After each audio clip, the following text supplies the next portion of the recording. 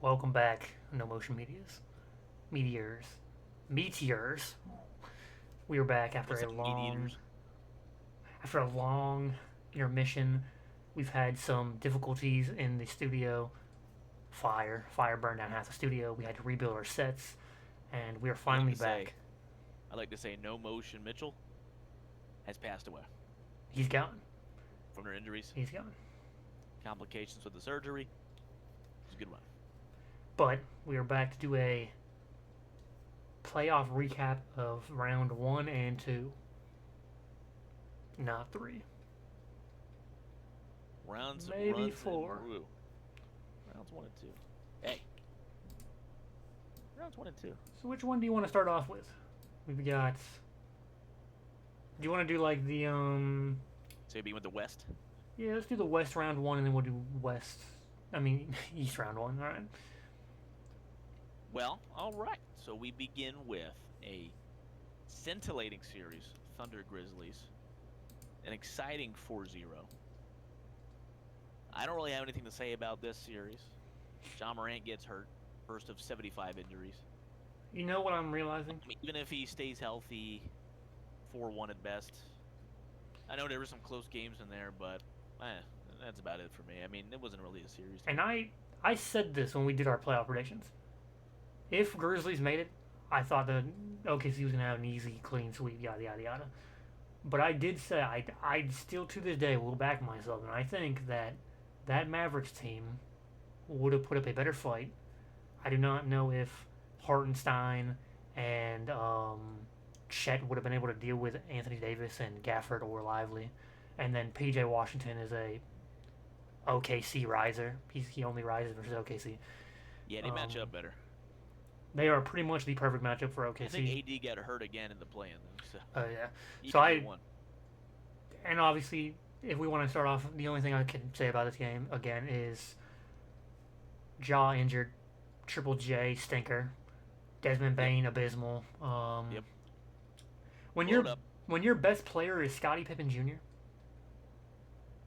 Good. I like it. Oh my god. Oh my God, bless you. I am not a Scottie Pippen Jr. hater.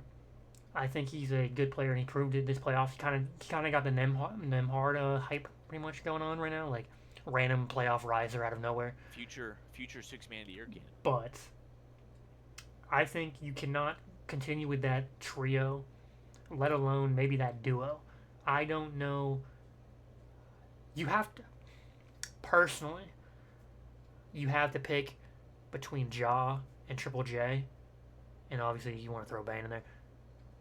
Triple J has the higher highs in terms of availability and two-way play, where John Morant, if he can find a three ball, is going to be a great MVP level offensive talent. But I think his defense is just so. I think if I'm the Grizzlies, if I'm the Memphis Grizzlies, I try to ship Jaw for some nasty package to just build around Triple J. I might even get rid of Bane and try to just hope that Scottie Pippen Jr. continues rising, and then obviously just build off that because they have one of the deepest benches in the league. Santi Aldama and Conchar and Garza and they got like seven other players I couldn't even think their names. Kenny, Jeffrey. uh, but yeah, they got a deep team. Their starters are just can't stay Yeah, I mean healthy it's or my problem with consistent. Triple J is that he averages about 3 rebounds a game. 7 Well, foot. here's the thing. And I always found him great defender still, but an overrated defender. And I the agree blocks with that. look great, the stats are good, but in a playoff game when you got to throw some elbows and get strong, when a man's backing in you under the post, Triple J, I think, well, he was embarrassed by Hartenstein and Chet, but he gets embarrassed by many other bigs that I wouldn't consider better than him watching their games separately, but when you put them in the same game on the same court, you're like, ooh, I don't know about that. Triple J, I'm soured on. I would do everything you're doing. I would just swap it. I'd keep Jaw and I'd ship Triple J. See, Risk it. because Ja, for me, its injuries are going to be the killer for him. Yeah. But I would risk it just because I think Triple J's peaked in talent. I think John Morant has much more talent. He just has the injury bug. Well, And I if I had to think pick between the two, I'm going to risk Ja not getting hurt over Triple J getting better. correct me if I'm wrong, but we have not seen Ja as a primary first option without a good second or third option, correct? He's always been with Triple J or Desmond Bain. He's always had a good core around him. They've always been So, good players. They're not bad. I feel like they've peaked. Well, my thing about it is we saw this season Triple J maximize his game, peak on offense and defense when John Morant was out, and he looked like a top 15 player in the league. He looked like a top 10 player in the league for the first half of the season, up until Ja got back, and then Triple J kind of disappeared. Do you risk? They don't seem to play well together. Do you risk the fact that Ja could be worse without Triple J demanding all that coverage? Because I do feel like Triple J does take a lot of coverage, and Bane. If you're getting rid of Triple J, I feel like it's going to demand a lot more coverage on Ja. Can Ja handle that pressure? Do you think he can? Because he doesn't have a three ball. I think he can. I think he's an underrated playmaker. I think he can. The demand on his body will be the problem, not the talent. I think the talent is there to handle double teams. I don't think his body can. So you'd have to get somebody else alongside. You could keep Bane. Bane still wakes up every couple games to go for 30. Hey, do I have a deal for you? Let me hear your deal. Kristaps Porzingis, and we'll throw in like a 31st round pick, and we'll get Triple J. We'll throw in Sam Hauser as well. You guys get Sam Hauser, Kristaps Porzingis, they space the floor, give you some shooting, give you some big man depth, and we will take Triple J, and so who says no? Doctors? I mean, you already have one injury-prone star. Why not add another? Why not add another? You know what? Let's get it done. Hey, you get Sam Hauser, one of the best three-point shooters in the league. You also get Tatum's going over too. No. Other than that, silly you.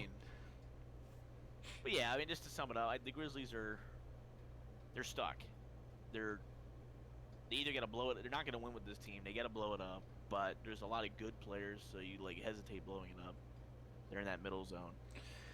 I think I think no matter what, at least make a move.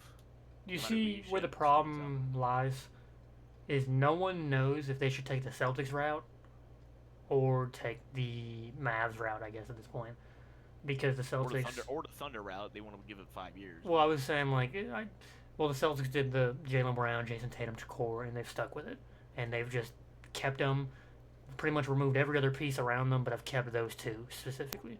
And it has ended up working out.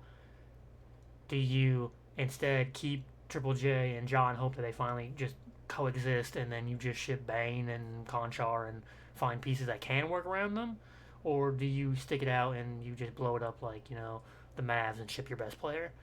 I think that's what they're having a hard time. Or do you take the OKC route and just keep the team and just work off draft picks and pray they get better?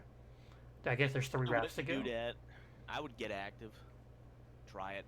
I think it's the best time. If you stuck with the draft pick, I get why they would. I mean, see, I think this is the best time to do it because you could probably trade Triple J. The issue is the league's wide open to me. Well, that's what I'm saying. KD wants out. Booker wants out. Triple J is a piece that could go to the Suns for a Kevin Durant or a Booker trade. I don't think Kevin Durant wants to go to the Grizzlies, but it's there. Make a play for Booker. In general too, make a play for Giannis. The people in the conference finals, I'm 1 for 4, guessing. So you could make a Triple J Bane play for Giannis and try to pair up Ja with Giannis. There is options out there if they want to make a crazy play.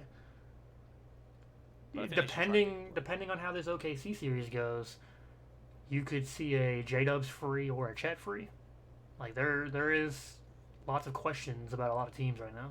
We'll get to those in the future. I think we'll see what happens, but I think the Thunder hold it out. And if they have a disappointing end, I think they stick together. All right, well, Yeah. I guess that's about it. Should we move to Nuggets Clippers? Nuggets Clippers. Elite Series. One of Series the of best the series. playoffs The best so series. far? Yeah. One of the series of the playoffs. Probably Rockets Warriors was exciting. I actually watched a lot of the Warriors Rockets was Warriors. I think Knicks Pistons is my favorite probably in terms of just like if funny basketball. Pistons didn't get robbed that one game and it went 7, it probably would have been Yeah, an elite series. We'll get to that one. Yeah. That was the damn same. But yeah, this is probably arguably the best one. But yeah, I had the Clippers winning in 7, so I got the winner wrong. But I felt like 7 was a safe bet. And I think it boiled down to Jamal Murray hates LA teams. Russell Westbrook hates the Clippers. Aaron Gordon. And Aaron Gordon is unfortunately got hurt, but in the next round. But Aaron Gordon has been elite. This Can we playoff. just give? Can we strip Brunson of his Yes. fake award and give Aaron Gordon Clutch Player of the Year? Ouch. Unfortunately, not because the step back was nice against the Pistons. Well, I do think that that's a fake award. To be honest, I'm gonna be honest with you. I don't think he deserves that award, but I have my. I think Clutch Player of the.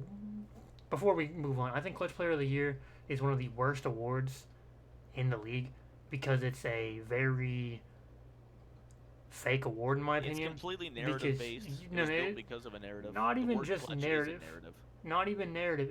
It's not a balanced award because teams that suck will have a higher chance of getting it than teams that are good.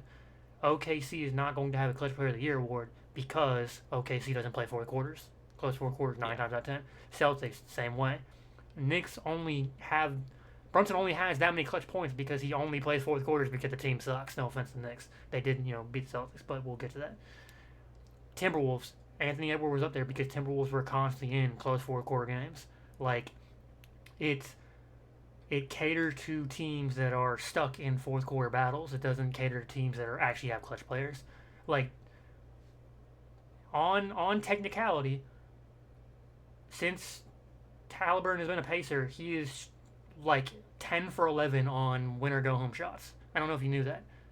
He is 10 for 11 Yeah, on to tie or to win the game. He's 10 for 11. He is on paper the clutchest player in the league. And then up there, Tatum's one of the clutchest players in the league on statistics. Obviously, you have LeBron, Curry, like Kevin Durant, like these players. You But step it's back like, and you look at it and you wait. Every star player's clutch. yeah, and it's like And you you could, realize this award's stupid as hell because they're all clutch. They're yeah, stars. it's That's what like it is. it's one of the There's not a- stupidest there's not a awards I've ever single- seen. There's not a single top 10 player in this league, in my opinion, that's like, don't give him the ball. Holy shit, he'll fuck it up. That's what, and that's what a lot of teams is like.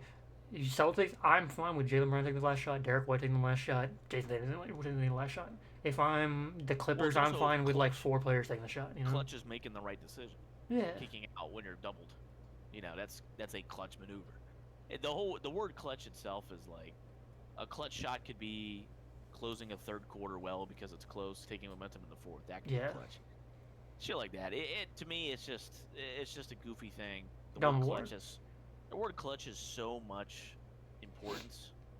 It's jumped over the shark so much. It's ridiculous. So Yeah, I'm gonna stick with it. It's a very dumb Brunson award. is clutch. So is every top 15 player in the league, and he can have. Yeah, it. I guess my whole thing is I don't No. think Brunson is the most clutch player in the league. Is my only argument, but I feel I like think that the award itself is like it's just a there's dumb not- award. You're never going to get a consensus winner. Never. Yeah, it's just like when we go on hours about this, but Yeah. For the award show special, we'll talk about clutch players. Clippers Nuggets kind of went how I expected it. I think it was going to be 7, but I think I gave it to the Nuggets. No, Yeah, I wanted Clippers to. I wanted the Battle of LA. I I think- think I wanted the Battle of LA. I did too, but I think Harden ran out of gas. Yeah, I don't. That last game was rough. Kawhi wasn't hunting shots. Kawhi looked like he was running out of gas. They just don't have the Anthony- legs.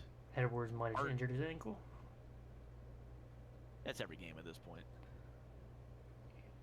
No, he rolled his ankle on Alex Caruso. He rolled his ankle twice in the Warriors series. Went out for a quarter and came back. So he's on a jelly bean ankle. That thing has Toradol in it. Yeah, Complete drug. Caruso tried to set a charge, moved his feet, was technically above the line, so I don't know if they'll. Yeah, they gave him free throws. Wait, is Lou Dort put him in an ankle lock? We'll move on. We're watching the game, just so people know we have the game up, just so we can keep up I'm with watching it. porn. Honestly, there's not much to say about Clippers Nuggets. It's like it was just a It was just good good basketball. series. It was just ethical hoops. It's not Ethical like Game hoops. 7 was disappointing as hell. That's the one thing I'll say about it because it was a 50-point blowout.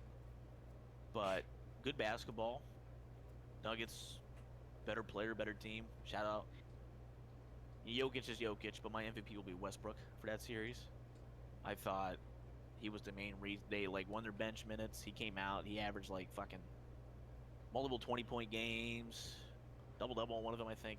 Good defense. You know what it is? He's He was fun to very watch. good at playing against other old stars in terms of like Harden, Kevin Durant, Kawhi, like players like that. Because I think he's just so used to battling them.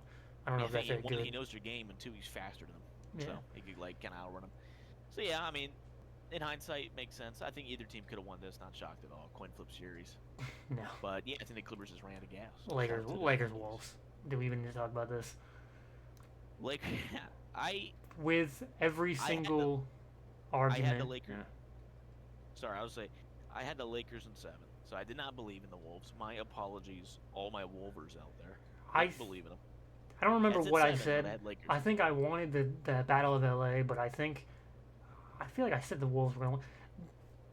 I didn't What it expect came this what 5. what I it didn't came expect 5. maybe not 5, but what it came down to is Lakers don't have a center. We all expected this. We all should have expected this.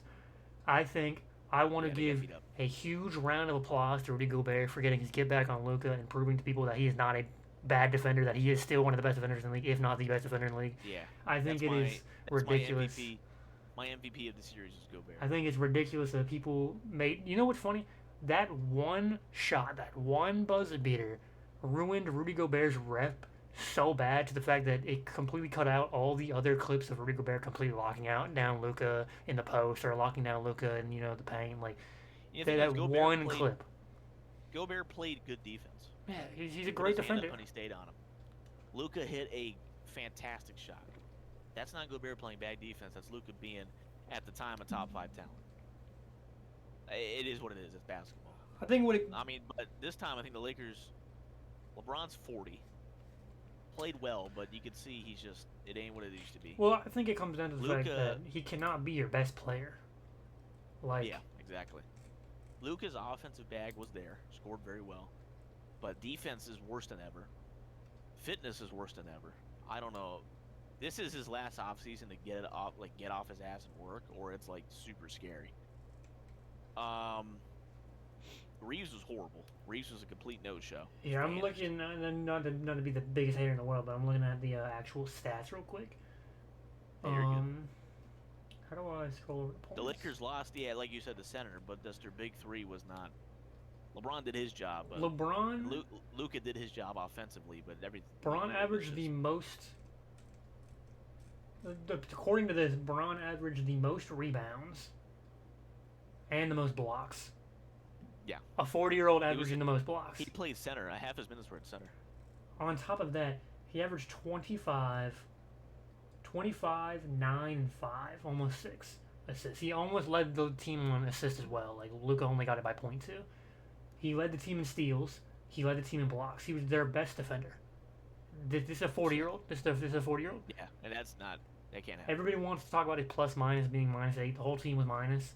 They want to talk about his plus minus. He's like on and off the court and stuff. He was their best defender. Plus minus- love him, hate plus him. minus, to me, plus minus is flawed as well. I don't look at it too much. Who you're playing with matters. Luka averaged 6 assists to 4 turnovers. LeBron averaged 6 assists to 2 turnovers. Just about 3. Luka, Like, this was some of the best scoring Luka's ever done. His shot is still incredible, but everything else was just like the effort was not there. Passing was poor. Rebounding was the effort's not there. and again, Luka shot 45%. For the playoffs, That's- I'm to not. me, Yeah. For the that's good in the playoffs, that's a playoff good setting. playoffs. Yeah, high volume, good defense. On 20, That's 20 attempts a game, like that's not. Shit, I wish he'd shot more because they needed help. Now my thing is he shot 35% from the 3. So did Bron. Average. Now the Slightly problem is below, but- Reeves 16 points per game, 2.8 turnovers per game. He had 3.6 fouls per game. He had 5 rebounds and 3 assists, but he shot 41% and he shot 31% from the 3. He was averages, just averages not are good. both below average. He went from, and his last month he's averaging I think LeBron's damn near career average of like 26.77 down to 16.53. Huge drop. I didn't expect him to keep it up, but I'm surprised. He was, even over Luka's shit defense, no center. He was the biggest reason they lost, in my opinion. But yeah, MVP. Well, when you for the have series, when you yeah, Rudy have Gobert, McDaniel's rising as the third option, and then Reeves dropping as a third option, that's a problem. Because Yeah, LeBron I did his think part, Luka did his part, Anthony Edwards did his part, Randall did his part. The outlier was Austin Reeves. the Just didn't series. step Yeah, up. the series was lost in roster construction with no center. But when it comes to the players on the court, Reeves was their biggest. What's crazy is I genuinely think they would have been better off just taking the chance with Mark Williams, and even if he got I injured, still don't know like who to believe. I apparently the Lakers. yeah, He's saying the Lakers lied to him. I don't know. who knows, man? Who knows? It's a horrendous organization. He probably would have hurt anyway. So Or the other people are talking about like this would be if we take away the fact of what happened. Realistically, Lakers had a very easy path to conference finals if they had AD instead of Luka. I think the AD, LeBron, Reeves run would have gotten them farther. you think they would have beat the Timberwolves? The Yes. spot for Luka. Yes. I think Wolves still win it. Based on what I saw. I don't because know. Reeves was. But then you got to think Rui did step up. When Luka got there, Reeves took off. They get together so well in the court. That bricked. I think so what I would assume he bricks as well with AD next to him. I think you just hope for AD's the beat up. AD's beat up so much. I think it'd be you closer. hope that AD keeps his playoff rising resume and not be It'd be a injured. hell of a lot closer. I think the Wolves still pull it out though. Fair. Obviously. That's fair. That's fair to say that. Based on existing other Lakers players, not AD. Fair. And shout out to the Timberwolves. They played well. They deserve it. Let's move on to Rockets Warriors. Rockets Second Warriors. best series in my opinion. Great series, very fun, very physical, a lot of murder going on here. Some old school b-ball. I had Warriors in 6, a little too cocky. But I'll take that. This, I think, is the first start of my hate watch. I think much credit to the Warriors. I think Green is on the same reason of Austin Reeves being the reason they lost. Jalen Green being a complete no-show for 4 out of 5 games. Oh yeah, he's by far the main reason. I mean, no, they played It's 7. almost- He pretty much 6 out of 7 games. The only reason they lost is because of Jalen Green. If he plays like a human being, they win. He needed one game where he scored 20 points, and they probably would have won. Yeah. Amon Thompson looks like Amon Thompson and Sengun look like their 2 best players. That's your future, is Thompson. I think he was. I think you You keep come in- Van Fleet. I think you keep Adams. I think you keep Brooks. I think you just trade Green. You trade Green, see what you can get. I think you trade Bari for cap reasons and make plays. I'm surprised they didn't play Jabari Smith more. Man. He was stunning that Warriors last don't game. want to see a stretch big. The Warriors do not want to see a stretch Well, big. we They don't saw know. that when Jabari went in, and he went 3 for 4 from the 3-point line in his first in 12 minutes. I don't know why they didn't play him more. Another Udoka to me coached a bad series. Well, you know what? I think this once again Kirk kinda shows pulled his pants down. that Udoka is kind of a overrated coach in my opinion. He's a good player development coach, but in terms of decision making, he would rather put his faith in Jalen Green than to trust another player. And it's the same thing what he did with the Celtics. He wouldn't just keep the starters in when they were playing bad. You got to trust your dogs. You trust your Every dogs. coach has their philosophy, but Jalen Green should have been sat for half that series, in my opinion. He shouldn't have gone. He should have gone half the minutes he got.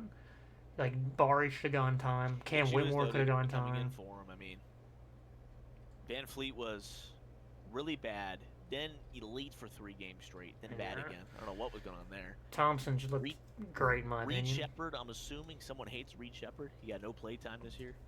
Wasn't nice little it piece off the something to bench. do with the G League or something, or wasn't it something to do I- with contract, or maybe I'm just I don't remember. I don't know. I feel like there's Still something high with on it. Reed- I'm still high on Reed Shepard. I think he's starting caliber. I think he's a good shooter. Like a team of something, Thompson, Shepard, I think Sengun Adams is that's a Get another shooter in there. That's a good. That's I a think good you keep team. Brooks. I think Dylan Brooks is like the perfect piece for that team. He's the perfect piece to keep that team well-rounded defensively. You keep Dylan Brooks, but I also think he had a bad series too. But I think what he His does, shot was bad, and his defense again.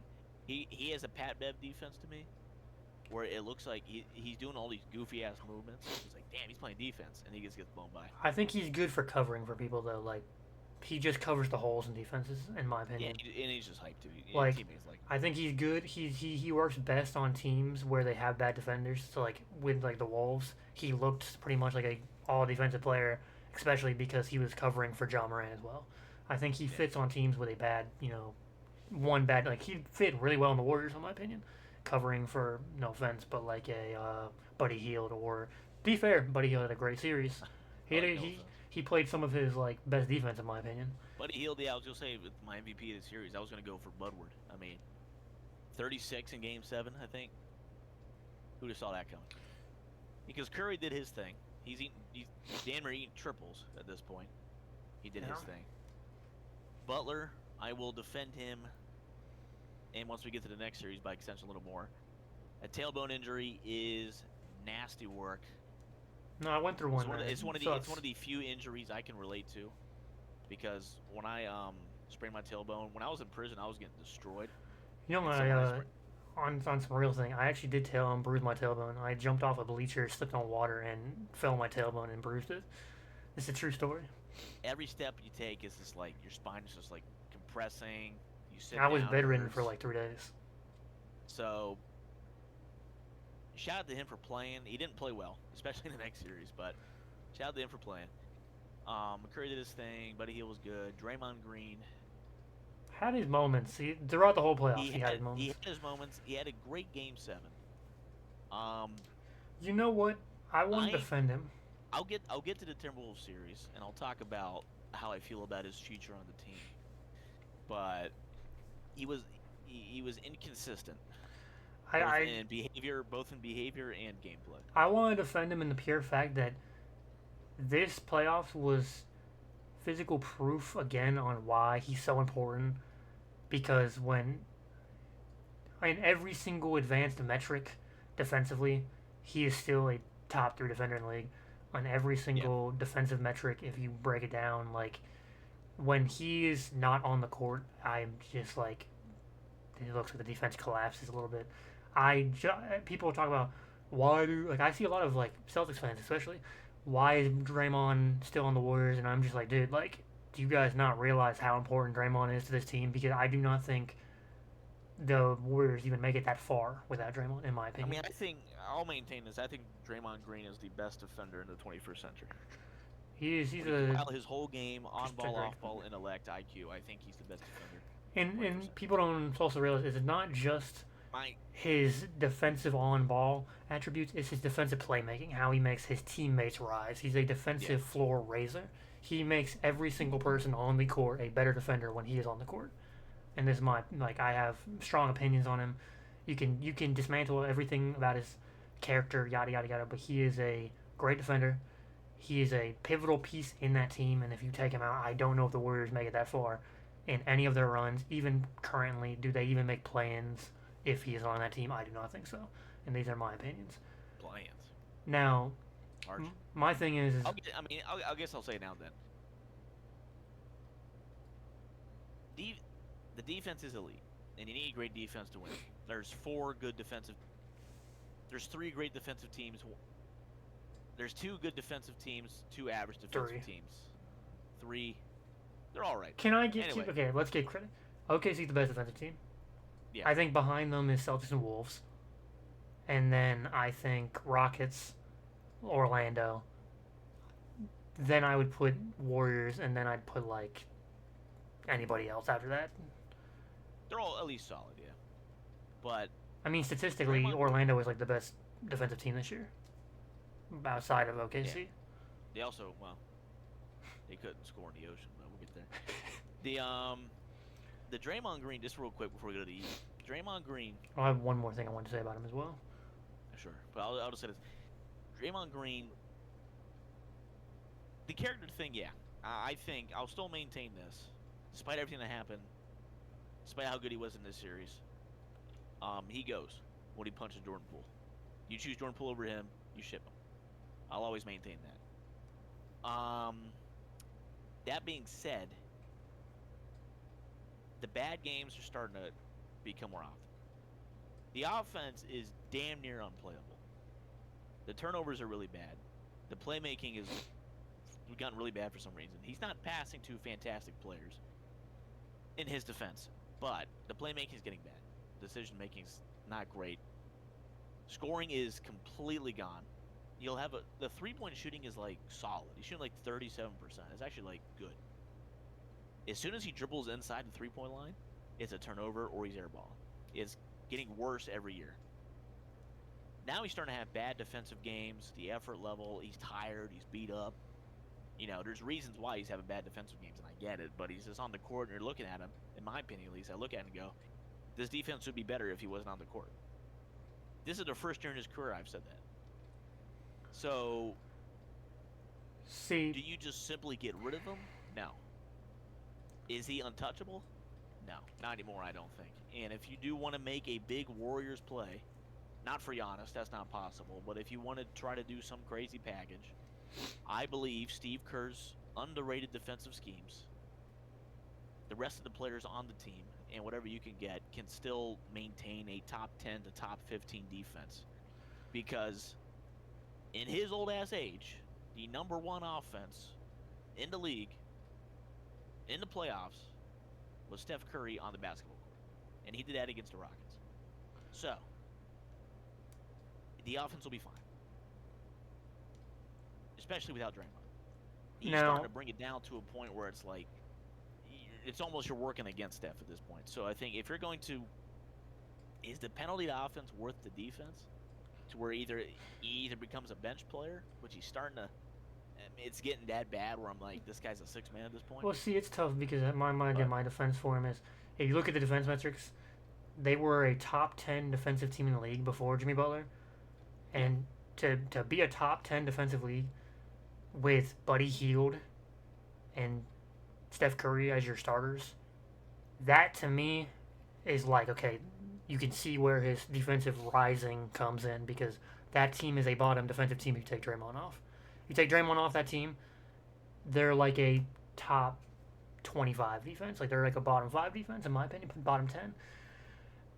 And then when Butler came in, they were up to a top 5 defensive team, which obviously shows Butler being another good defensive player coming in to join that. Yeah, Butler was great. He was extremely smart, even when he got hurt, and he wasn't diving for loose balls. He was very smart. I think Draymond makes the team defensively better. I do agree his offense is. I think it also comes into when you have such an experienced player that's so used to playing with like elite players, and then you have a bunch of like low IQ basketball players, no offense, like Podziemski and Buddy Hield not knowing when to cut or not knowing when to get in the corner. I think I do give credit to Draymond sometimes where it's like it's not always his fault when it's like he's expecting someone to cut and then they're not there. He's expecting someone to jump to the corner and they're not there. And it's like, Buddy Hield, why are you at the top of the key when you should be in the corner? Or like, Podziemski, why are you on the box when you should be in the corner? Stuff like that. Why are you clogging the paint when somebody else should be there? Like, I do understand some of the turnovers, and I can't give full hate to him, but I do agree his offense has taken a big decline. It's very evident. It's very obvious. He's old. He's getting old. Yeah, I think the issue, this to me was the most damning thing. Defensive rating went from what would have been first to 9th when Curry went out. Yeah. Curry. Yeah, which is the offense was so bad that they were just bricking off rim, giving up transition, easy buckets. They couldn't get settled on defense. So many more turnovers. The offense was in turn leading to worse defense because the game was just, it's a flow state. And I think the Warriors are the ultimate, especially in their prime, I don't know about now, but they're still one of the top ones, are the ultimate flow state team. They don't run half-court sets, really. If they have to run a half-court set, then everybody starts running around until someone falls on defense and they get a layup. That's about it. So, you need to be decent on offense. Honestly, almost more important than defense, I feel like, for the Warriors, especially when Curry's out. And if Draymond can't do that, I mean, obviously your number's going to go playing with Curry, but it's like they're that bad with him off. if he doesn't get hurt, this goes to. I mean, well, I'll get to the Timberwolves series later, but Yeah. I'll move on to the East. We've been talking about the Warriors a lot, but yeah, just a long story short, Draymond is the bad games are becoming more often. The offense is worse. The defense is now starting to hurt a little bit, which is the most concerning thing. And hope he stays, but he's not untouchable. On a huge trade package where you try to go get another star, if you got a bunch of draft picks, Kuminga, if they want Draymond, to me he's not untouchable. But you're taking a chance on a bad defense if you do that. I think it's worth a shot, but that's just me. That's how I'd say. Long story short, Draymond, probably 8 inches uncut. Cavs Heat. The Cavs Heat round one. Cavs Heat, sorry. Yep. I mean, you expected. I mean, the Heat are just a bad team. It's not really that the Cavs are good. It's just the Heat are bad. Cavs are, we're a good team. I think it's just the Heat are so bad that it's like, you expected this. You expected a 4-0. That was a playing series. I don't think there's anything to really even talk about with that. It was just a non-memorable. Like, I mean, Hero did his thing. I got nothing. Bam did his thing. I mean, Bam. Hit or miss. Bam did his thing, but his thing started to become concerning. Let's just go to Pacers, Pacers Bucks. Let's get into fun. Let's get into fun. I got nothing for that one. You know what? I want to give a lot of hate to Dame. I don't think he should have returned. I don't think. Oh, what a way to start, the guy. I want to give a lot of hate to this guy. Like, that's very nice. He came in talking so much trash and then put up 2 stinkers, 3 stinkers, however many games he played. He should not have. I will say the clip that fried me was I have never seen Dame get that low on defense until he got in front of Halliburton. That was the funniest thing I have ever seen in my life. He didn't play this hard against Curry. I mean, dude, he was almost like he was literally almost ass to the ground on defense. Like that's how low he got to guard Halliburton.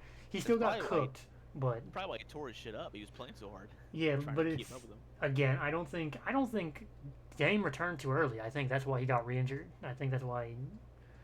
It's cooked. Yeah, you came back too early. You rushed your injury to try to hate watch the Pacers, but I think the Pacers are just a better team. I think the Bucks were always a bad team. No offense. The Pacers win that series with a healthy Dame. I mean, we predicted the Bucks to be like a 7th seed, and then they ended up being, they ended up getting up to like what 5th seed. They had a great run that ended, but they were 7th for most of the time. I mean, they're just not a good team. They're not a good coach team. Obviously, Doc Rivers. Yeah, but they're I had Pacers in 6. It's a one-man team. It's a one-man team when your second best player at that point is Kyle Kuzma. Oh, Jesus Christ, he sucks. When Kyle Kuzma and then Taurean Prince and then you have what's his fuck? The guy had like 11 points in overtime. Gary Trent Jr. Gary, that was your second. Yeah, I mean he had like 36 points on like 9 for 11 threes. I felt bad for him, man. He dropped out of bounds. Well, he went 9 for 11 from the 3-point line and then couldn't catch the ball. He had like 10 in overtime. Yeah, it was insane. But yeah, I mean, Pacers win in 6, I think, with healthy Dame. At least that's what I predicted. Either way, better team. I think Pacers. Team. I underrated them obviously going forward. I just want to give credit away, not even to a single Pacers player, but to just Rick Carlisle. Just a great coach. Yeah, he's just a phenomenal coach. My MVP of the series. Not a player. Everything he did last year was impressive up until that Eastern Conference Finals. He did drop a lot of the ball in those final games, in the final minutes. Led every fourth quarter. They led at some point. Every fourth quarter day. That was a very winnable series. I think he very much improved this year and showed that he improved this year with some of the clutch games that did happen in the Pacers Bucks series and in the Pacers Cavs series we will get to. I think Rick Carlisle has multiple games this playoffs. They've won clutch. Yeah, phenomenal team. They lose last year. But yeah, I mean, not much else to it really. But shout out to the Pacers. Knicks Pistons probably the most controversial series. This was my favorite. It was a lot of fun to watch. This should have gone 7. Honestly, Pistons got robbed out of 2 games in my opinion. For sure, 1. I think the second one was hit or miss, but that game where it was very obviously a foul on the 3-point line, it was a shot clock foul. They had like the background referees in the office saying, "Yeah, that's a foul in any game." Like that's more than marginal contact. That is, you completely hit the guy, you completely bumped the guy on the 3-point line, messed up his shot, messed up, not a bet. That's a foul. That's three pointers. That's a easy win for the Pistons. It should have been a win for the Pistons. I think they got robbed. Do I think Yeah, they would have 100%. won in 7? I don't know, but it should have gone 7. It should have gone 7. I Absolutely. wish it, man. That'd be good basketball, but yeah, it is what it is. I think Knicks Knicks. are the better team, but it was really close. I think Knicks are just nasty front runners, bro. I agree with Reggie Miller. They're just a nasty Brunson, team of front Brunson, runners. I hate I don't like his game at all. every time I watch Brunson. I'm like, I'm hate watching him. Like this sucks. He didn't earn those free throws. He's flopping around. Then he does some crazy shit. I'm like, ah, all right, maybe he's top See, 10. It's just I'm so back and forth on Brunson. my thing is like It's when you annoying. watch SGA, even with the flopping, SGA has he has good handles, a good mid range. He has good post work. He has good footwork. There's stuff you can genuinely be like, all right, you know what, SGA flops, but he is a good hooper. When I watch Brunson, he's flopping on like passes. He's flopping on rebounds. He's flopping on. He Oh yeah, he tripped. but he still made some. He's still a great Like- hooper, made like- some great plays. He tripped. He stepped on Al Horford's foot when Al Horford's in correct defensive stats. Like we'll get to this eventually, but it's like he gets a free foul call that shouldn't have been a foul call. It's a lot of stuff like that. Is because he flails forward. He flops on everything. On everything. Yeah. Like I can't support Brunson at all. Like there's. I can't. I'll oh man. separate the two. I'll separate the two. Pacers fans, jump him. I think he's just not an. I think he is Jump like him. I think just basketball unethical. talent wise, unethical. he's very unethical. But I have to separate it. Basketball talent wise, he's It's top man. 10. I'll say he's top 10 right now, and it's impressive what he can do. It's just I don't like watching the Knicks play because of him. Again, It's I just can. so I'll as a give viewer credit. of basketball, I'm like, fuck this guy. I'll But give credit where credit's due, man. appreciate the skill, man, because he's really, really he's a great player. But like, Jesus Christ. I'll always give credit where credit's due. Like, yeah, you could be a top 10 player, still be unethical, but like, I mean, look at SGA. It's like almost worse than James Harden. That's what I hate SGA. But no, like, I think what Brunson's probably the most overrated. Brunson is getting into the Jimmy Butler talks of overrated for playoffs, and it's like that last year where he averaged like 30, and people were like, "Oh my God, this is the best player to touch the face of playoff basketball since Michael Jordan." Like we haven't seen 2018 Bron or 2019, Kawhi or any other Curry. Like He's playing in New York. he's. That's all there is to it. So I will unethical. say though, I will say he's a playoff riser. I mean, do I believe think he's a he's. playoff riser. I do believe he is a big moment player. He is. We could argue clutch award winner. I believe he should have been a finalist at the very least. He likes the big moments. He's not a top 5 player, but probably top 5 take the last shot guy. I'd say. I think it's again, just- I think he's just unethical. It's just. I It's don't. very unethical, and it's I as a can viewer, s- I'm like, fuck this guy. I can separate. Come on, Pacers, please, Pacers. I can Wow. separate again. I can separate skill and flopping, but like his is to the point where he flops more. There was games where he He's the had worst in the league. more free throw attempts than field goal attempts throughout the first 4 quarters up until fourth quarter. Then he To started me, scoring. he's the worst in the league. It's him, Butler, SGA, and who else is in the Mount Rushmore of flopping right now? Honestly, after this playoffs, Jokic might be up there, man. That was Jokic rough. does flop a lot, yeah. That was Honestly, yeah, he might be fighting his way in. And those 3 either way are just like fucking. Hey, it just sucks to watch. Reeves, I'll put Reeves in there. No, Reeves. But Reeves doesn't flop. He just has like a superstar whistle for no reason. Like, there was a stretch. That may be why it's more annoying. He doesn't even snap his head down. No, He there just was- fucking love calling fouls for him. There was a stretch of time where he genuinely was getting one of the craziest whistles in like I've ever seen. Like, this was like prime Harden whistle. Like he I mean, was. I remember, disgusting hoops.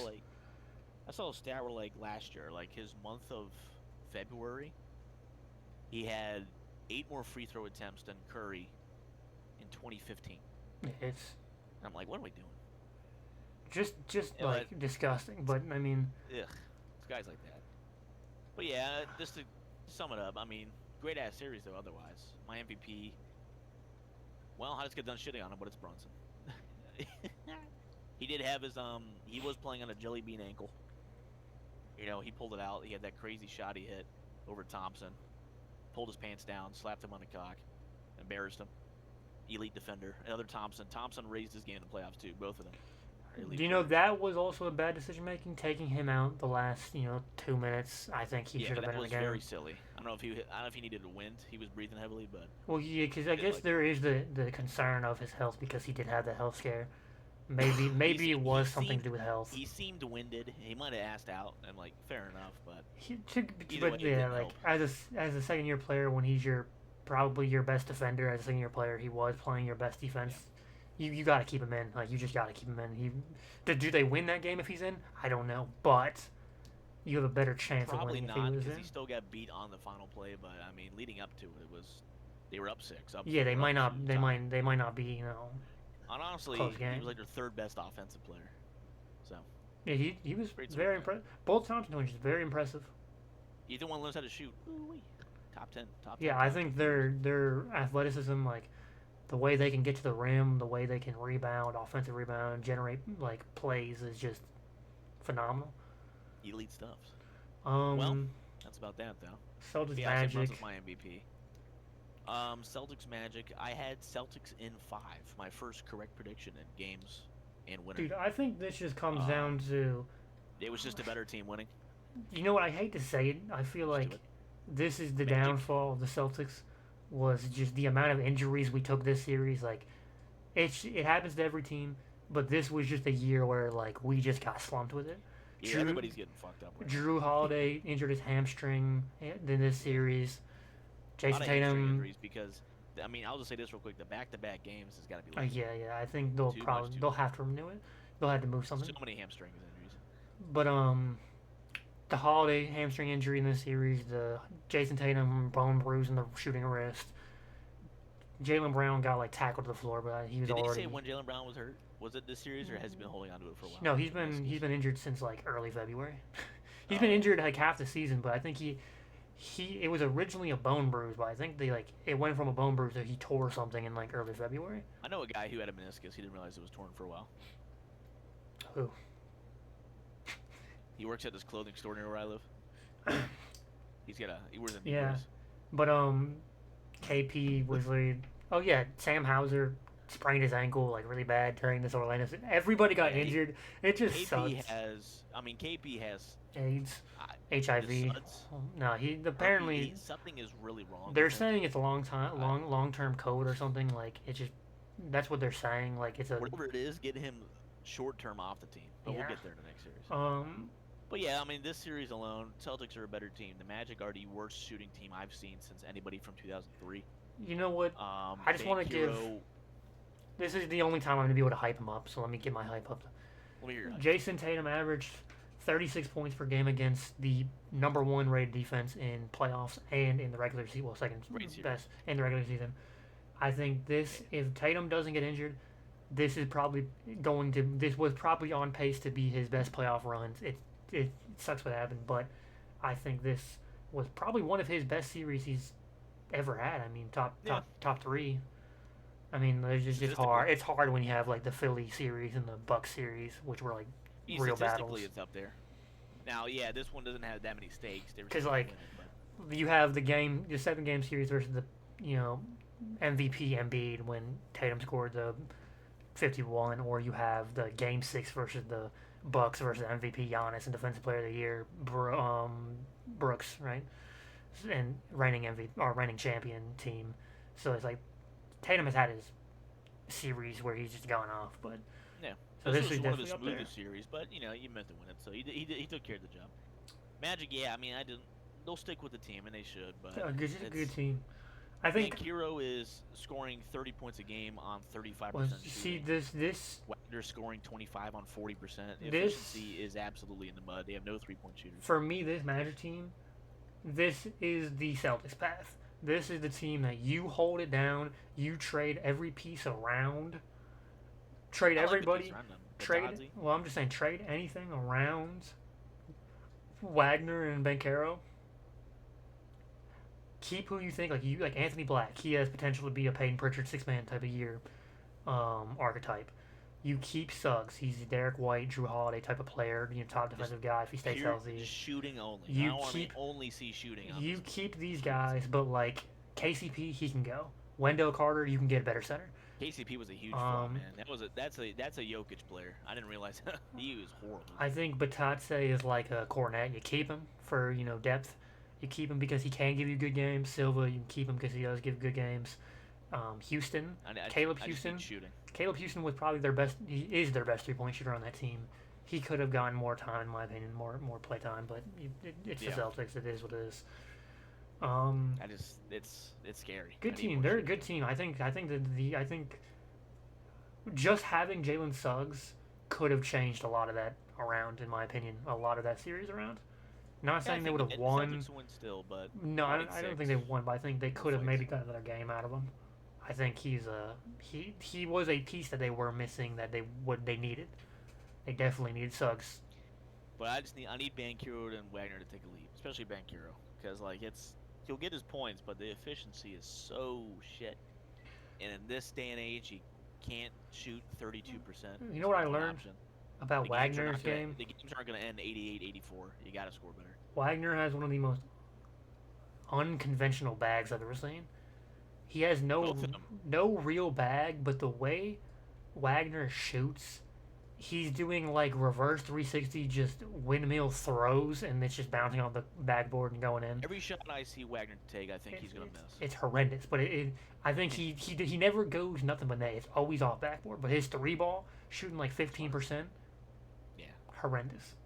They to me, the pieces are, they'll move the pieces around like you said, but both of them have to take a step. Banchero especially. You give him at least 2 years, in my opinion. You give him 2 or 3 you years stick- of Keep the development. team, this isn't like the Grizzlies. They're a young team. This is like 2022 Grizzlies. Are they not like 20, 21, 22, 23? Like they're young. They're Yeah, very I think young. Banchero's 22, Wagner's 23 or 4. I could be wrong. They're both under 25, I think. So No, keep them together, but it's just like I want to see next year. Hopefully they can hit a jump because the shooting is. You got to shoot these days, my friends. You got to shoot. So, shall we move on to He's 23. second Wagner's 23. 23? Banchero is 22. Yeah. Suggs, I think, might be. It's like 23 too. So Suggs is pretty young, too. 23. He's the same age as Banchero. I mean, Grizzlies had Wagner. 4 shot in the March Madness shot. Yeah, they're They're a young team. That's a young team. That's a good team. They're a young team. I mean, you got to keep this team together for at least 3 more years, 2 or 3 years. You let them develop. You let them develop before you make a big move. You can Yeah, trade that's trade just- pieces, but not them. Keep They that. play core. well together. Suggs is a connector, but You yeah, need a Suggs glue gets more guy. shots. You need a glue guy, and Suggs is the perfect glue guy for that team. Yeah, and just get some shooters around him. Get your big. I think Batadze can be a starting good center. Wendell Carter's good. And just hope Wagner and Banchero hit the next level because he needs superstars, not stars. Thunder But, Nuggets. Do you want to stay in the East? Yeah, we can go. Back to the West. Let's go Cavs Pacers. Let's go Cavs Let's stay, Pacers. yeah, let's stay in the East. So Cavs Pacers. This was the surprising one for me. This is one exactly how I said it would go. This is one exactly how I said it would go. Fair, yeah, you did. You I said think it, yeah. Cavs are the Hey, fakest demons of all time, and you know that tweet where it's like everybody drives a phantom until a phantom pulls up. Like this is the definition. Everybody's a demon until a demon A pulls up. Chrysler Bro. 3000 is a phantom until a phantom pulls up. Like everybody's a real demon, playoff demons until a real playoff demon shows up. And I think But I mean, Pacers are the definition of a playoff rising team. yeah. No, you're right. I had Cavs in 7. I still believed enough. Thought it was gonna be a dogfight. I will say this: fully healthy, Pacers still win this series, but I think it goes 7. Garland is playing with essentially turf toe. That is like hamstring in the foot. I do believe Garland, his play was shit. Playing through it, he had no lateral movement. His whole game relies on movement. I'm not surprised to see him like shit after the injury. So I will give him a little bit of grace there. Mobley being banged up, out for so many games, that's a big hit too because he's better than Jared Allen, who's a playoff dropper. Mitchell did his thing. Mitchell is, to me, Mitchell is like, he should be the best number 2 option in the league. That's who I think Mitchell is as a player. I don't think he's the best player in a championship team. but I think he's the best number 2 option in this league. That's his This is talent, this is the top 15 player. conversation that Celtics fans are having. Obviously, we'll get into this, but can Jaylen Brown be a first option? Yes. Can he be a championship first option? No. I think Jaylen Brown fits in a second option role. Just like I think if Celtics stick with this team, well, obviously you're going to trade KP and Drew. Hopefully, you keep JB and D White. This team can make a playoff run, but they're going to be the Cavs. They're going to be a great, well-rounded team. But I don't think Jaylen Brown can lead a team to a championship. This is not Jaylen Brown is my favorite player, but he's not a championship first option. He's a championship player. Any team will be a championship contender with him on the team, but I don't think he can be. If he's your best player, it's not a bad thing, but he fits perfectly as a second option. I'm excited for this Celtics next season because I think having Jaylen Brown play as the first option for a full season with that pressure on him, when Tatum comes back and he's less pressured, imagine his playmaking, his IQ, his pace. Jaylen Brown, if you keep Jaylen Brown, which I think the Celtics will, I think Brad Stevens kind of pretty much confirmed they're keeping Jaylen Brown, but I think in the long run, it would be the best option for the Celtics in the terms of when Tatum comes back, Jaylen Brown will be such a better player because he's going to now have that experience of being a number 1 option with that higher coverage, with the better, he had to make better decision making. His decision making will grow, his playmaking will grow, his scoring will grow. Everything should improve. So I'm excited to see how this next season goes. But let's move into Thunder Nuggets. This, in my opinion, was the most unethical hoops I've ever watched. Did you want to say anything else about the Pacers, Cavs as well, or that was about it? No, I mean it went exactly how I wanted. I forgot. I don't know why I just kind of zipped right there. That's on me. No, you're good. I'll say a piece about the Celtics next too, if you don't mind. Yeah, I forgot we need to go to the Celtics. Pacers, Cavs. I said on our predictions that our Pacers were going to win in 5 or 6. I tweeted before the series started that they were going to win in 5 or 6. They won in 5. You were right. I have never been more confident in a team collapsing rather than the Cavs. This is one of the fakest demon teams. This is a regular season team. I've said it millions of times. This is a regular season team. This is not a playoff team. This is not a championship team. They're a good team, but they are not a championship team. They have too many playoff droppers, too many inconsistent players. You have Mitchell, who is this is a playoff riser. This is one of the best playoff risers of all time, statistically. Every single playoffs he has ever played, he has been, one of the best players in the playoffs. He's a top 5 player every single playoffs, but he's never made it past the second round. And then you have... I think really he should be the best number 2 option in the league. Yeah. Garland. I don't think a Donovan Mitchell-led team, due to defensive shortcomings, whatever it may be, wins the title. Yeah. Garland, one of the most inconsistent players in the league, as your second option. Mobley, another inconsistent player. Jared Allen, one of the most inconsistent players in the playoffs. He's a great player in the regular season. I'll go to bat for Mobley just because he gets beat up. But and he's younger too. But yeah, again, Jared Allen especially. DeAndre Hunter, hot or cold player. You have Ty Jerome, hot or cold player. You have Dean Wade, a hot or cold player. These are inconsistent players. These are not players that are. And then Max Strus, who can shoot 10 for 11 from the 3-1 game and then shoot 1 for 15, which he did in the last game. This is an inconsistent team. It's always been an inconsistent team. To me, it boils down to Garland. Number 2 option's got to be better. Hurt, and it's a tough injury to deal with the foot injury, so give him some grace there. But he's gone. Will not be a Cav next year. I don't know what they'll do in response to that, how to work their offense around, but I think it'll be better in the long run. Dude, Garland, I don't believe in him. I don't believe in Garland. We're sending Garland to the Hornets for LaMelo. Rumors. I don't believe in Garland for a bit. He's going to San Antonio for a second rounder and Svi Mikhailchuk. Good trade.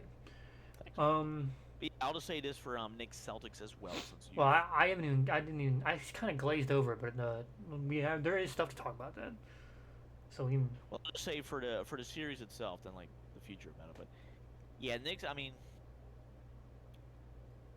the main takeaway I have is the little concerning part is that the Knicks win the series if Tatum never tears his Achilles. I do believe that. no. I think they had already won that game that Tatum tore it in because they were down. They'd blown their third straight lead. They've shown me they're not going to get it back. Game was done. It was going to be 3-1 Knicks. They were not going to lose 3 straight. This The Tatum played poorly other than one game. no, I agree with that. Jaylen Brown, I'm now officially concerned about the shot. It's a whole year with a bad shot. So off-season work. But then he Gotta see shot that shot get he shot 50% in the Orlando series, which was again against one of the best defensive teams in the league. It's like you can't.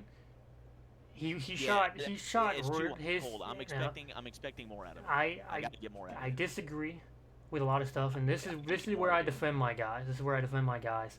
He's been dealing with a knee injury since late November, early December. It got worse in February. His shot was finally coming back together in the end of the year during that February to playoffs run. He was back up to shooting like 50% pretty much every game, other than a few 48%, 46%. He had a few bad games, but people don't realize that not having a knee, to give you that leap in your jump shot. Yes, his shot's gonna fall short sometimes. Sometimes he's gonna overshoot it because he's not getting his normal jump in his shot, as you can tell. His obviously finishing at the rim is going to be worse when he's not jumping as high. It got to the point where there's games where in the Knicks series especially where there was times where he drove, and I'm thinking to myself, any other game he's dunking that. Any other year he's dunking that. That you could tell that knee was messing with him, even if he played through it. And that's why I always say, if you play through an injury, there's only so much excuse you can give. You were playing through an injury, fair enough, but you played. But you can tell it affected him. You can tell his shot wasn't as good this year. But again, what the most pivotal part of a jump shot is there's two touch and your knees. The most when you learn how to shoot a jump shot, it's your knees. You bend your knees. You get into your shot. When you bad knees, you're not gonna have good touch because you have to now change your touch because now you're not getting as high in your jump. Like, knees are pivotal to a jump shot. So I give credit where credit's due. Like, a torn meniscus, like that's pain. That's just a lingering pain up until he gets it fixed in the off season. Yeah, Jaylen Brown's an Iron Man. He's gonna play basketball. He's gonna play hard basketball. I mean, we saw his hustle plays. We saw that. what he did. He still averaged in the Orlando. He averaged above regular season, so he still rised. And even versus the Knicks, where he played bad basketball, he averaged season averages. And like, when you're shooting, 46%, it's like you're still like, I don't know what exactly. Let me go check what it was versus the Knicks. It was a little worse versus the Knicks. I know that, but I'm sorry. I'm scrolling down real quick. He's watching porn. See, like, he shot. This was definitely his worst series. 40%. That's bad. 21.3. He's a +5 on the court, which is being a +5 and losing 4 games and only winning 1, but you're a +5 on the court.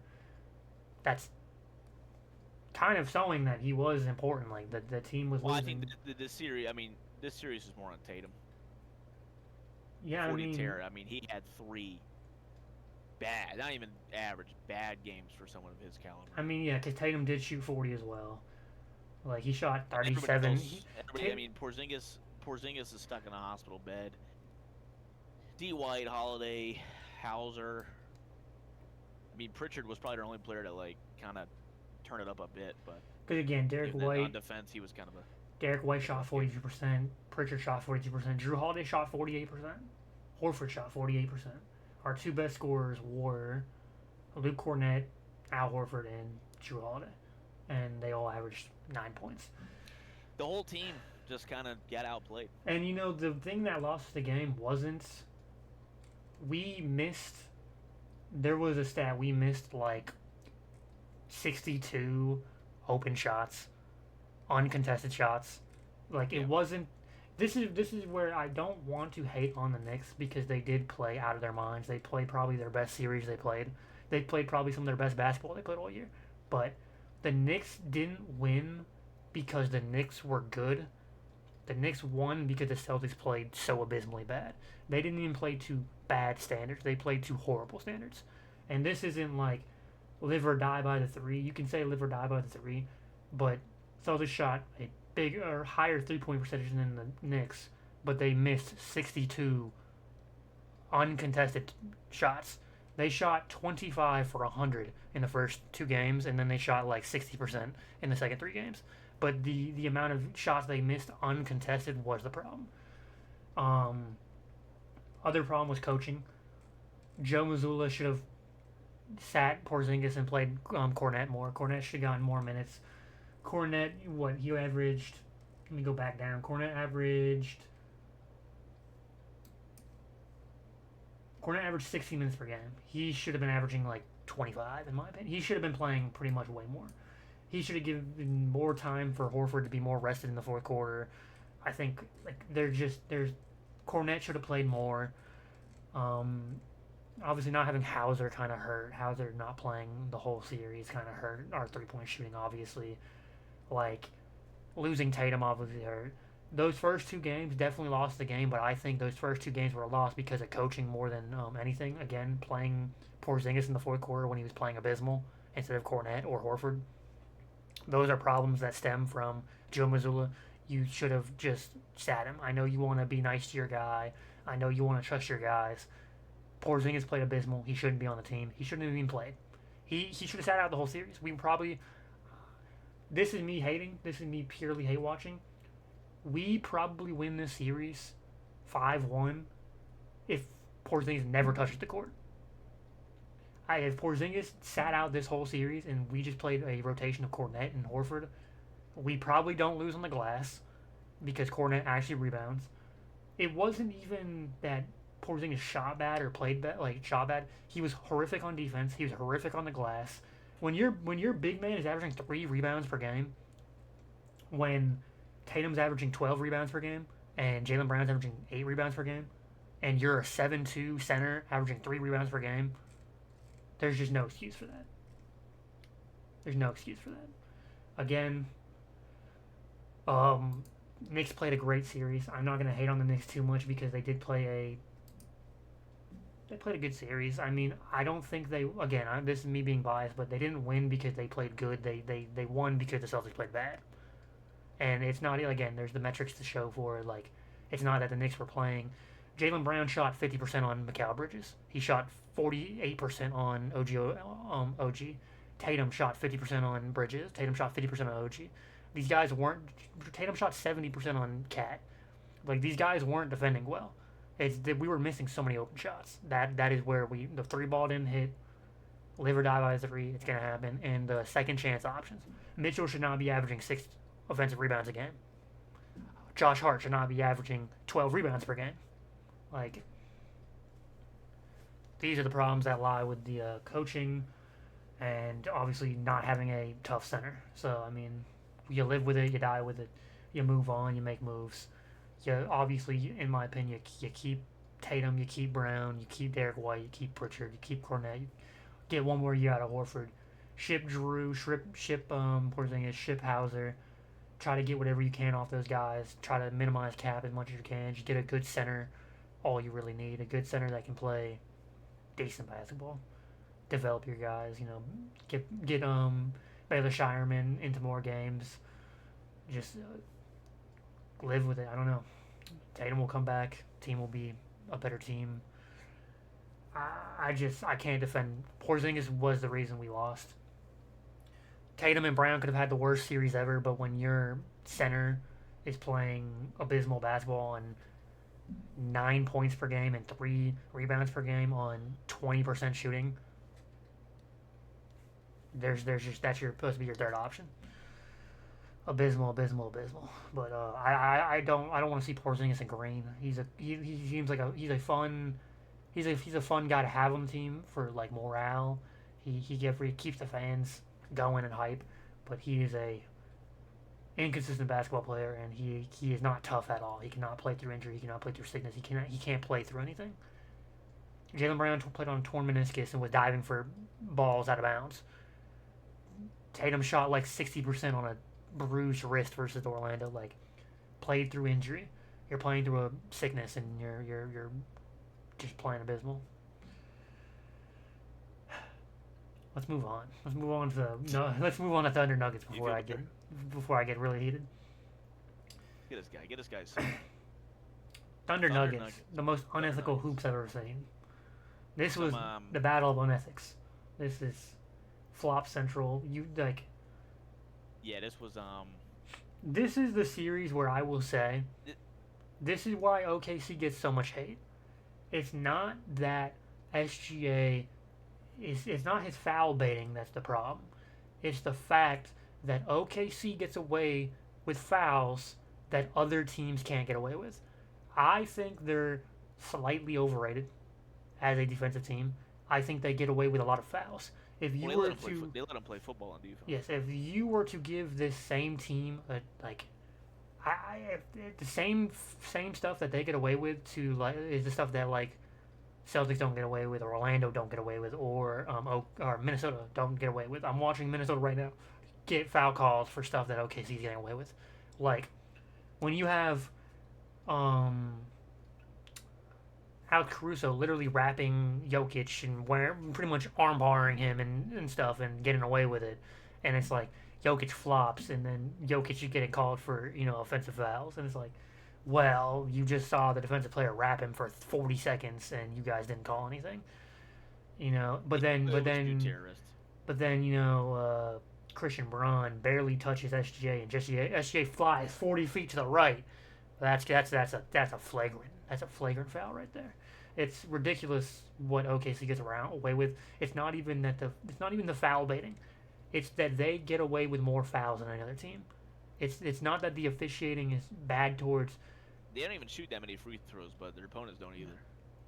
It's just that they get away with fouls. It's not the people don't complain about the officiating because of SGA. Like SGA is a flopper. We know SGA is a foul baiter, but it's the fact that OKC gets away with horrific fouls. It's like they just get away with more than any other team, and I don't know why it's called that way. I mean, no one does. It's just they get away with stuff, and I feel like that's just true. Why I feel like that's a big reason why Denver lost.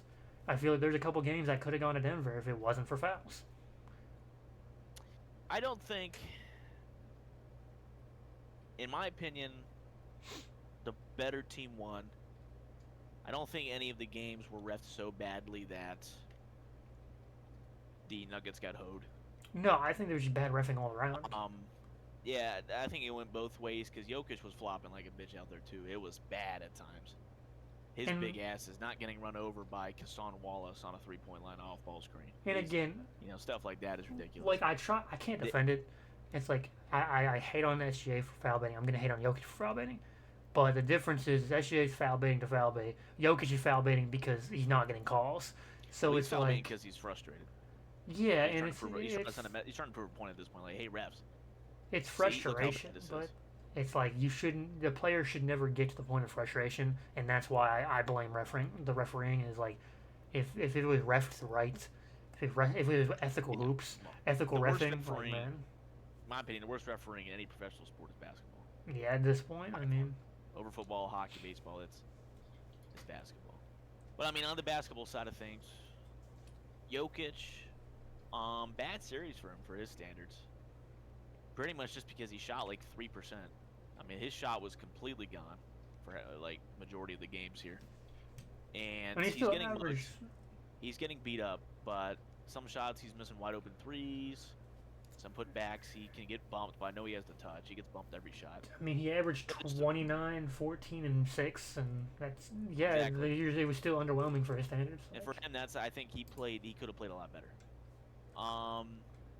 It all boils down to Game 7 was a blowout anyway, so it doesn't really matter if he played better. They won the games they won.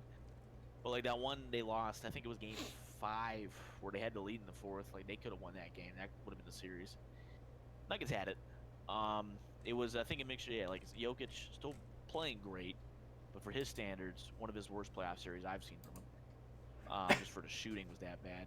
Murray, the ultimate hot cold player, got cold the wrong times. MPJ, just horrific basketball. Is bad, and he was on one arm, and he still had him. They had him shoot threes. Like, just bench him. Aaron Gordon, elite. Playoff riser. MVP of the Nuggets until that hamstring, another wear and tear injury because these every other games.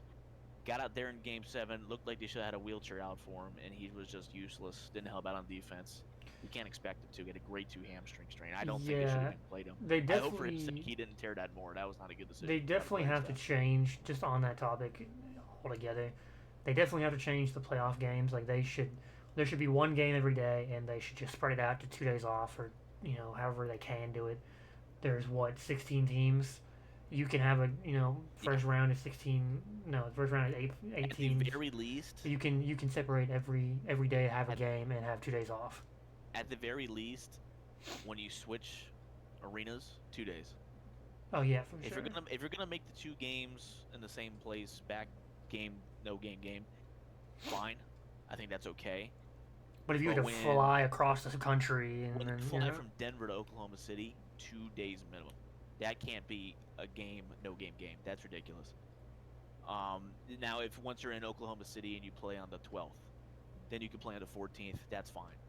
But no game. That game should not go until the 17th, 15th, 16th to get off because the Nuggets are going back to Denver. Yeah, and I also at the very least, I think they got to do that. I do give some hate to Commissioner.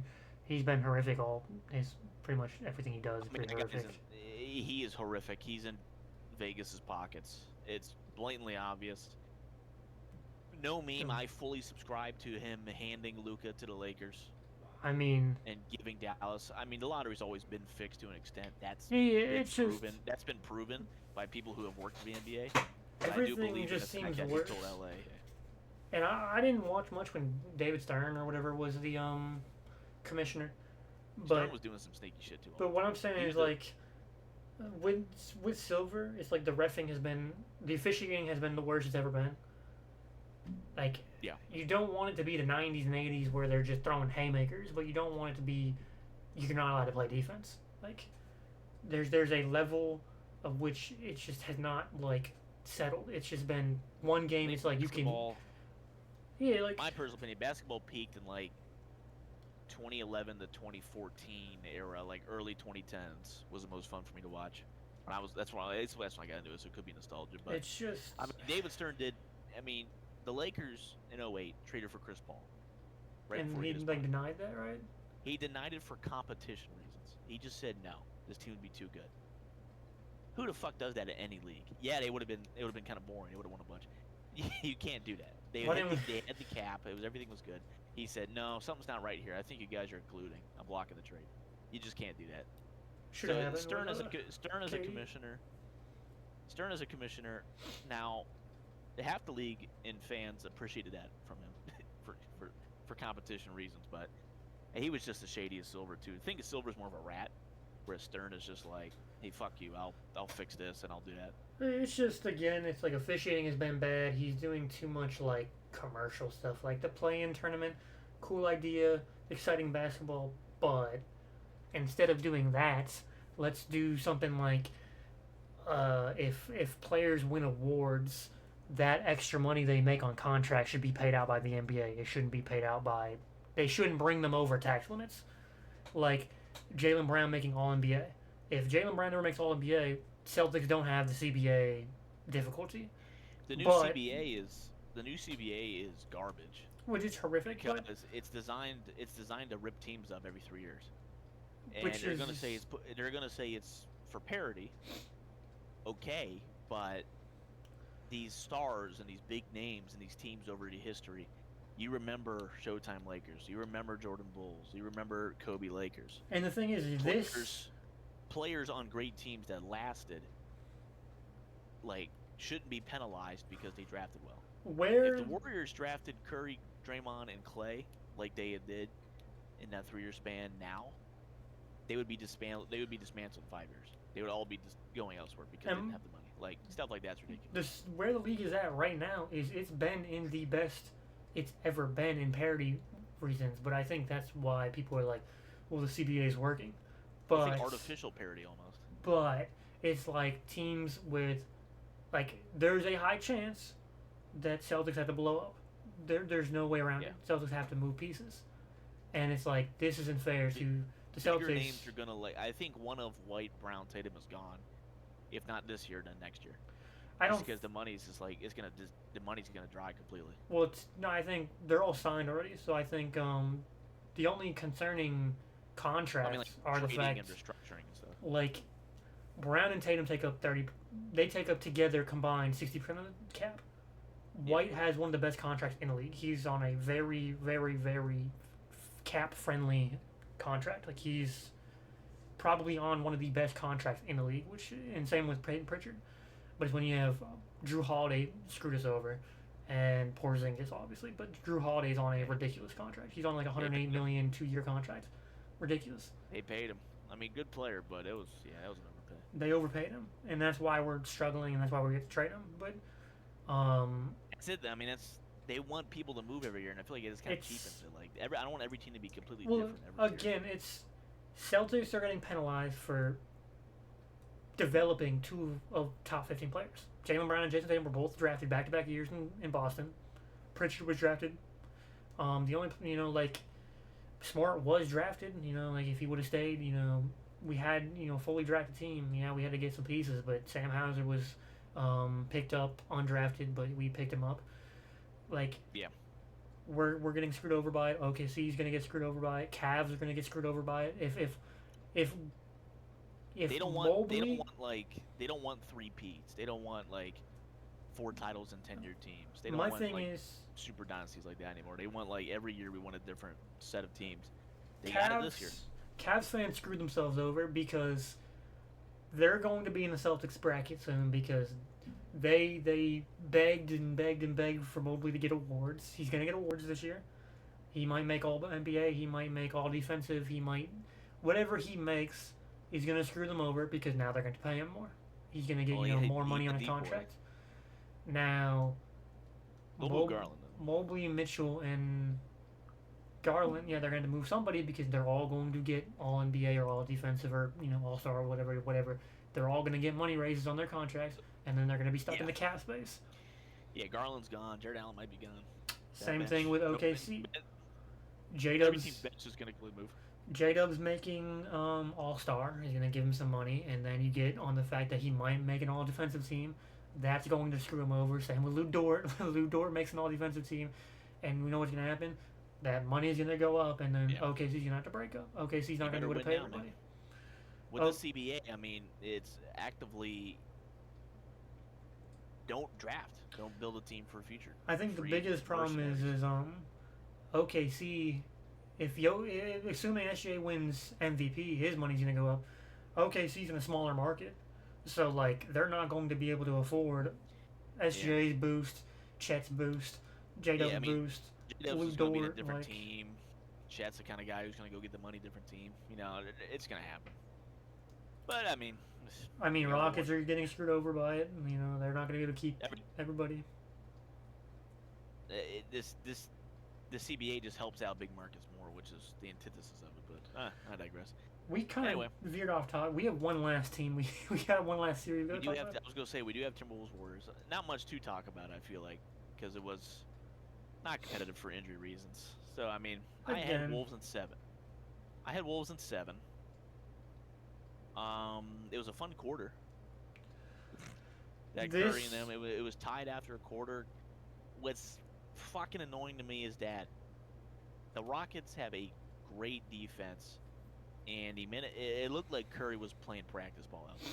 I understand it was game 1, and the Wolves in general had a very bad game 1. They looked half asleep. But Curry looked like, and he almost had a smile on his face, like, holy shit, this is incredible. So that injury is what, just to watch good basketball, Curry versus Ant, I think this would have gone to 7. I think Wolves still win, but I was looking forward to it, so that was a shame too. Jimmy Butler's on a shattered ass cheek, and he also played poorly too. On top of that, he could have taken Yeah, more shots. I just, dude, I would have rather he'd have gone 0 for 20 than trying to feed Podziemski taking fadeaway threes. There is not a single Warriors player, not a single one, other than Jonathan Kuminga, that had a good series. Jimmy Butler had a bad series, hurt, so I'll withhold majority judgment. Draymond, this was a very bad series for Draymond. He got bitched by arguable playoff MVP so far, Julius Randle. Shout out to Julius Randle. He looked like dog shit for the Wolves in the first 2 months of the year. I don't know where this came from. He's been great. I see he's been great tonight too. I see he has fucking 20 points it says here. Yeah, he's like a few nice threes. Leading the team in scoring again, so yeah, like he's the one keeping him in it. But I mean, yeah, I know. This is the series that you watch where Curry goes down and Draymond looks like he is damn near in hospice care. He plays so poorly. Again, Podziemski's terrible. Hield was trying his best, but he just can't handle the attention with Curry gone. Kuminga's good, great offensive talent, bad IQ, just bad decisions elsewhere. He's gone because I don't blame him. He should be gone. Steve Kerr horribly mismanaged that, and the team mismanaged his career. Moody was horrific, unplayable. Looney can barely walk. TJD is below average. No. Quentin Post looked like he shit himself every time he stepped on the court. He was so nervous. No. And it was just like, when your best player goes down, the team's bad.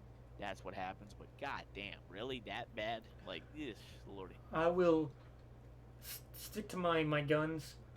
This just once again proves that Butler is a pretty overrated player, in my opinion. Even with injury, he is the perfect glue guy as a second option. He can make any team better, but he is not, like, people will be like, he brought 2 MVP, or he brought 2 final run, yada yada yada, to the Heat, yada yada yada. He got blown out in both finals. It's like, you can give him credit for having, some good series. He's never had a good playoff runs. He's had good series, but he has never had a, holy cow, this is the best playoff player in the world. Like, he's been overrated. I'll die on the hill. I'll still call him good runs. Well, my thing is, like, him running out of gas, dragging dickheads to the finals is still okay. A good run. But this is my thing. He has had multiple All-Star teammates, All NBA teammates, All Defensive teammates, and he just can't do anything. He had a year where Hero and Bam were both award winners, couldn't do anything. He's had phenomenal teams on Bulls. He played with a good Wolves team with all defensive players, like in Cat. Like he's. I mean, Cat was one of the best 3-point shooters in the league. No, I mean, like. He had like Beverly on that team, and like A-Man. I think like played Butler's on good teams, man. Butler's played with good teams. I'll die on this hill. We talked about this earlier. I'll die on this hill. Butler's never played on a team that was expected to make the finals. He's in Mitchell categories for me, man. He's in Mitchell categories. I don't think so. He's in Mitchell categories. I think he is now. I think in his prime, in that Heat run, he was a top 10 player in the league that went up to top 5 in the playoffs. Now he's top 20 that can maybe get top 15 in the playoffs. See, my argument, the 2020 run, the bubble run. Yeah. I give credit where that's your credit. The run where people gave him this, like the Nuggets run, the one where he made the Nuggets finals, where he beat the Celtics and he beat yada yada. That Bucks series, he played out of his mind. He dropped every single series after that. He went from like 30 points per game down to like 20, down to like 18, down to a blowout. He did get hurt. He did get hurt at the end of the Bucks series, though. I mean, in his defense. But then the bigger question for me but then is that Giannis he gets hurt.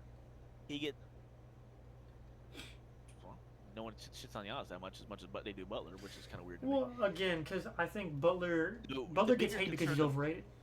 The bigger concern to me is Butler gets hurt every playoff series. The guy's fragile. That's what it is.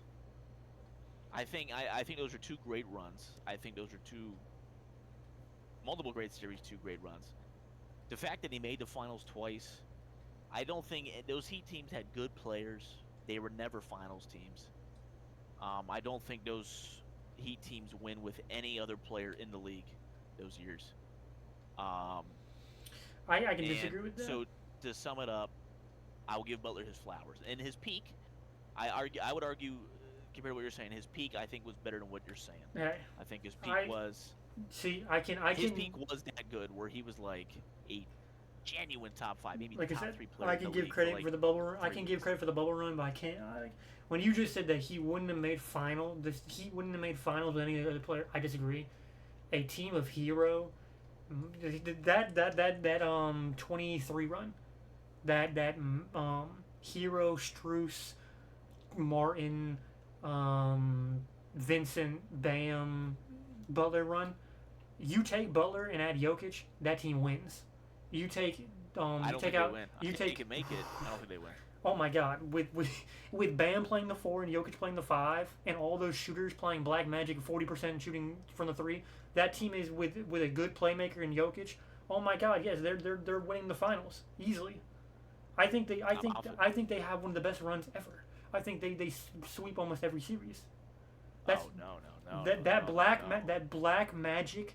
You're talking that black magic. That Butler magic. That black magic. This is why I say Butler's overrated, because they won the other 2 series because of Heat players, not because of Butler, because of Gabe Vincent playing out of his mind, Max Strus playing out of his mind. When Caleb Martin was the leading scorer and rebounder versus the Celtics, not Butler, Caleb Martin. And then, Strus played out of his mind, shooting 40% from the 3. Tyler Hero shooting like 40% from the 3. This was not. If you put a better player around them, and again, Jokic, a playmaker that can open these 3-pointers up even more, and then you have Bam able to move to the 4 instead of the 5. That is a better team. That is a better team. I would agree. I think they win a chip. Who's beating them? They're not losing to that Bucks team. They're not losing to that Celtics team. They're not losing to the Sixers team. They're not losing to the Pacers, Cavs. They're not losing to the Knicks. They're not losing to any of the West teams that year. 2023. I mean, the Nuggets made it. Teams could catch them. The 23. Again, the Celtics are the only team that probably could have caught them in the conference finals. But even then, like the Celtics lost to the Butler. They'd be a slightly better team. They'd be a finals. They'd be right there doing it. I just don't think it'd be enough of a push to get them over the hump. If it did, fair enough. I don't see who's beating them in the West. Like, what West team is making it out and beating that team with Jokic instead of Butler? Ugh. Let's say you swap. This is kind of again. This is very, very, very unethical to say, but I just feel like the entire Butler argument let's just is one for one swap. That's one for one swap Butler and Jokic that year, team wise. Nuggets aren't even a playoff team, but that's any Nuggets team because without Jokic, the Nuggets suck. Big Nuggets they sneak in. They're 6 seed. But again, like this isn't even an if. This is like a full cock on the table. Like Jokic on that Heat team wins a chip. That Butler doesn't win. I just don't think. I think Butler gets too much shit for not winning. But I think he gets doesn't get enough praise for getting close enough to make it a fight. See, this is the thing is this is my opinion. He gets too much love for the stuff he does, but he also gets too much hate for some of the stuff he does. He is the most overrated player, but then he's super hated as well. It's very rough because I think he's overrated. I don't think he's this God-given gift to playoffs like people make him out to be. He's had more bad playoff runs than good playoff runs, and he's not made a single team work. That Miami team was his best shot, and he couldn't make it over the hump. That Miami team. He's played with multiple All-NBA guys, All-Stars. He's played with all defensive guys. This is why I'm not a huge fan of like the ring culture argument because he didn't get the ring, so it's a failure team. I don't agree with that. I don't even say it's a failure team. I think you're allowed to be. You're saying it's a failure. He didn't make it work. That's a failure. Well, but then I could say the same thing about the Celtics. They're a good team. To the finals. He can make it to the finals, I think, and have a great year. Neither year he should have made it to the finals. But then 2020. The bubble run was the run. But here's my thing. He was the best player in the league for a month. Again, I give credit where credit. I give credit where credit. 23 was the Heat as a team. That was when the Heat was at a team, their best total. He was still a fantastic player, and through injury, still played good basketball.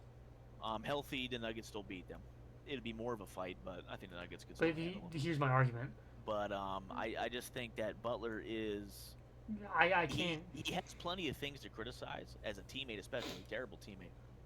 But when we do that, I feel like we're also piling in the Heat successes as well. I think I don't personally. That's what I don't agree with. I think we could separate. We could say when Butler was on those 2 or 3 years of his career, where he was like a good teammate and also a good player, he was top 10, arguably top 5. But it's just so rare to get out of him. That's the issue with him. My thing is he gets a lot of credit for being a playoff riser, but he doesn't play in the regular season. So how can you be a playoff riser when you play 20 games a year? Obviously, you're going to be better in the playoffs. Like he plays 20 games and then he's fully healthy and then gets injured first series. So it's like I don't know what you guys want me to say. I think that's why I think he's a little overrated. But it's my thing is that 2023 series was not Butler driven. That was a team driven win, and I don't like the injuries. He can lead the team though. As on and off the court. I don't like the injury excuse. People are like, well, Bam's injured. When that was the most injured our Celtics team has ever been. That was the most Bucks injury. Giannis goes down game 2 or whatever, game 2 or game 3 with a back injury, and then was out a game and then came back and tried to play through it. Brooks was injured. Middleton's injured every year, but it's like there was injuries in that series. Giannis is injured every year, but that's not Giannis. Embiid's injured every year, but we only gotta ignore it. We can ignore that. We just. Well, but that was the most injured. We could write down. That was the most injured the Celtics have ever been, as a team. We had the Marcus Smart back injury. We had the Jaylen Brown sprained wrist on his left wrist. Tatum, rolls his ankle the first play of the game in Game 7. Robert Williams knee injury. Horford had an injury. It's like I don't want to, that's why I don't like playing the injury game because we lost. We won 3 games in back to the wall games, and it came down to Tatum getting injured.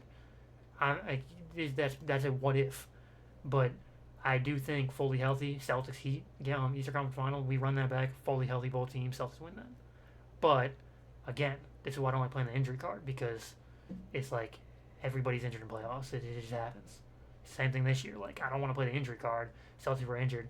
That doesn't make up for the fact that Porzingis played awfully, even if he was healthy. Like he just plays inconsistent.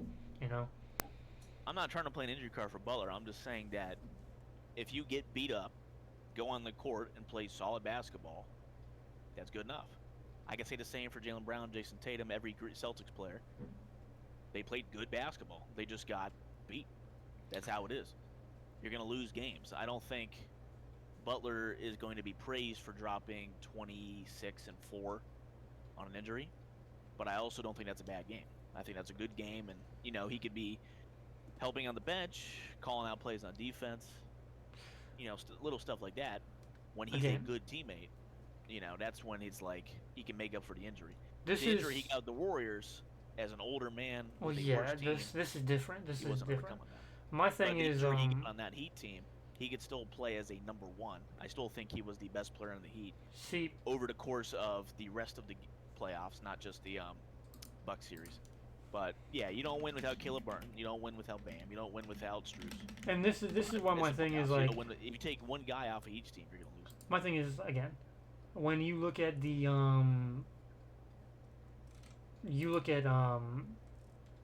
2020, that was Butler carrying a team, and that's what I'm saying. Like I give credit to. 2023 was not like that. 2023 was very much a team driven. Like Bam led in almost every stat. Like this was this team played good team basketball and willed it out. And this is also obviously the series that got Tatum and Brown the most hate in their career, and this is why they have so much hate, is because of this series. But it's like you go back, it's like Butler shooting 42%, Caleb Martin shooting 60%, Gabe Vincent shooting 48%, Bam is shooting 48%, Duncan Robinson shooting 55%, 50% from the 3, Caleb Martin shooting 50% from the 3, Gabe Vincent 50% from the 3. Like Kevin Love 50% from the 3. Like I'm looking at these lines. Butler's their best player still. But I'm looking. It's a team. When you have 4 players averaging 15, it's like you just look at this team. It's like he's saying also Eric Spoelstra's maybe the best coach of all. Like time. Butler's shooting 42% and 30% from the 3. Like this isn't This wasn't a Butler series. Even remembering, I watched it live. This is still a Butler series. He's I still their best player. I watched that series live. Like this was a team. This was a holy cow. This team was out. We got out coached. Like this wasn't a Jimmy Butler played amazing. This was a holy cow. Caleb Martin's a devil magic user. Dave Vincent's a devil magic user. Like he averaged 25, rounding up 25.86. Yeah, I know. I'm looking at the stats right now. But he's a 1.3 plus minus. He was the lowest plus minus on that team. I'm just saying. I'm never gonna be with you with plus minus. His teammates played great. Caleb Martin shot. But what I'm saying from three, again, 52% from three. Where plus minus comes in for me is Jimmy Butler. When everybody's beat up, Jimmy Butler can't be the best player in that series, and he was. But I'm saying on a plus minus, and this is my opinion. A plus minus factors in my opinion, when you have a good rounded team like this is like the OKC Nuggets series. With again, this is why plus minus you can argue or whatever. When Jokic is off the court, they're minus 20. When SGA's off the court, they're plus 2. Like it just shows how good OKC's team is that they can still produce with him off the court. Whereas when you take SGA or when you take Jokic off the court, the Nuggets collapse. This is the same thing. The Heat, when you take Butler off the court, they can still produce. They were still a competitive team. Whereas when you take Jason Tatum off the court, team collapses. And again, Tatum averaged 25, 10, 5 this series. Like he averaged, he was outplaying Butler. It came down to injury. But then you have Jaylen Brown, who had one of his worst series ever. And I will stand on this. This was Jaylen Brown's worst playoff performance, series. This series boils down to the same two players had the most turnovers and shot the worst from three.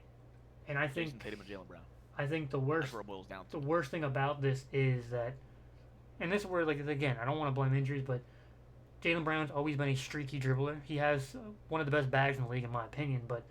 His bias. This is me being a jam, but he's always been shaky with his left hand, and then you sprain your left. He cut his left wrist or whatever, like messed up his left wrist, and then it was heavily picked upon that whole series, and it got worse because of the injury. And he was already shaky from his left, and then you add on an injury to it. Now he's averaging more turnovers, yada yada yada, and now he's shooting worse, and his shot's not falling. It is what it is, like everybody deals with injuries. But it's like, this is a series that Jaylen Brown needed to step up. He couldn't. Derek White did his thing. Marcus Smart was kind of stinky. But he had the back injury or whatever. Rob Williams, if he didn't get injured. When everybody's beat up and it's a dogfight, that's when your role players have to shine. And the role players were better. But, yeah, I look at this and... It's a Black Magic team. I mean, this is one of the most... Jimmy Butler should not have been, and he was, the best player in the series. See, I disagree. I don't think Jimmy Butler is the best player in the series. I still think Jason Tatum was the best player in the series. If you boil it down, if you take away the injury, if Jason Tatum doesn't get injured in Game 7, Jason Tatum led in every stat. Jason Tatum led in every stat. When you lead turnovers, and you shoot 23% from three. Jason Tatum outscored Butler. He out-rebounded Bam. He pretty much matched assist with Butler. He was only 0.6 off. Like, that's pretty much matching. If you want to talk steals and blocks, Tatum averaged less steals but more blocks, which is obviously position based. They averaged about the same amount of turnovers. They were both at 2. They most certainly did 2.5. Well, one's 2.1, one's 2.7. That's like 0.5 difference. It's a big difference in a 5-game series. In a 0.5. 26 turnovers. Butler had. I want to do whole stats. Butler had 15 turnovers. Tatum had 26. That's a difference. Fair enough. He had that issue.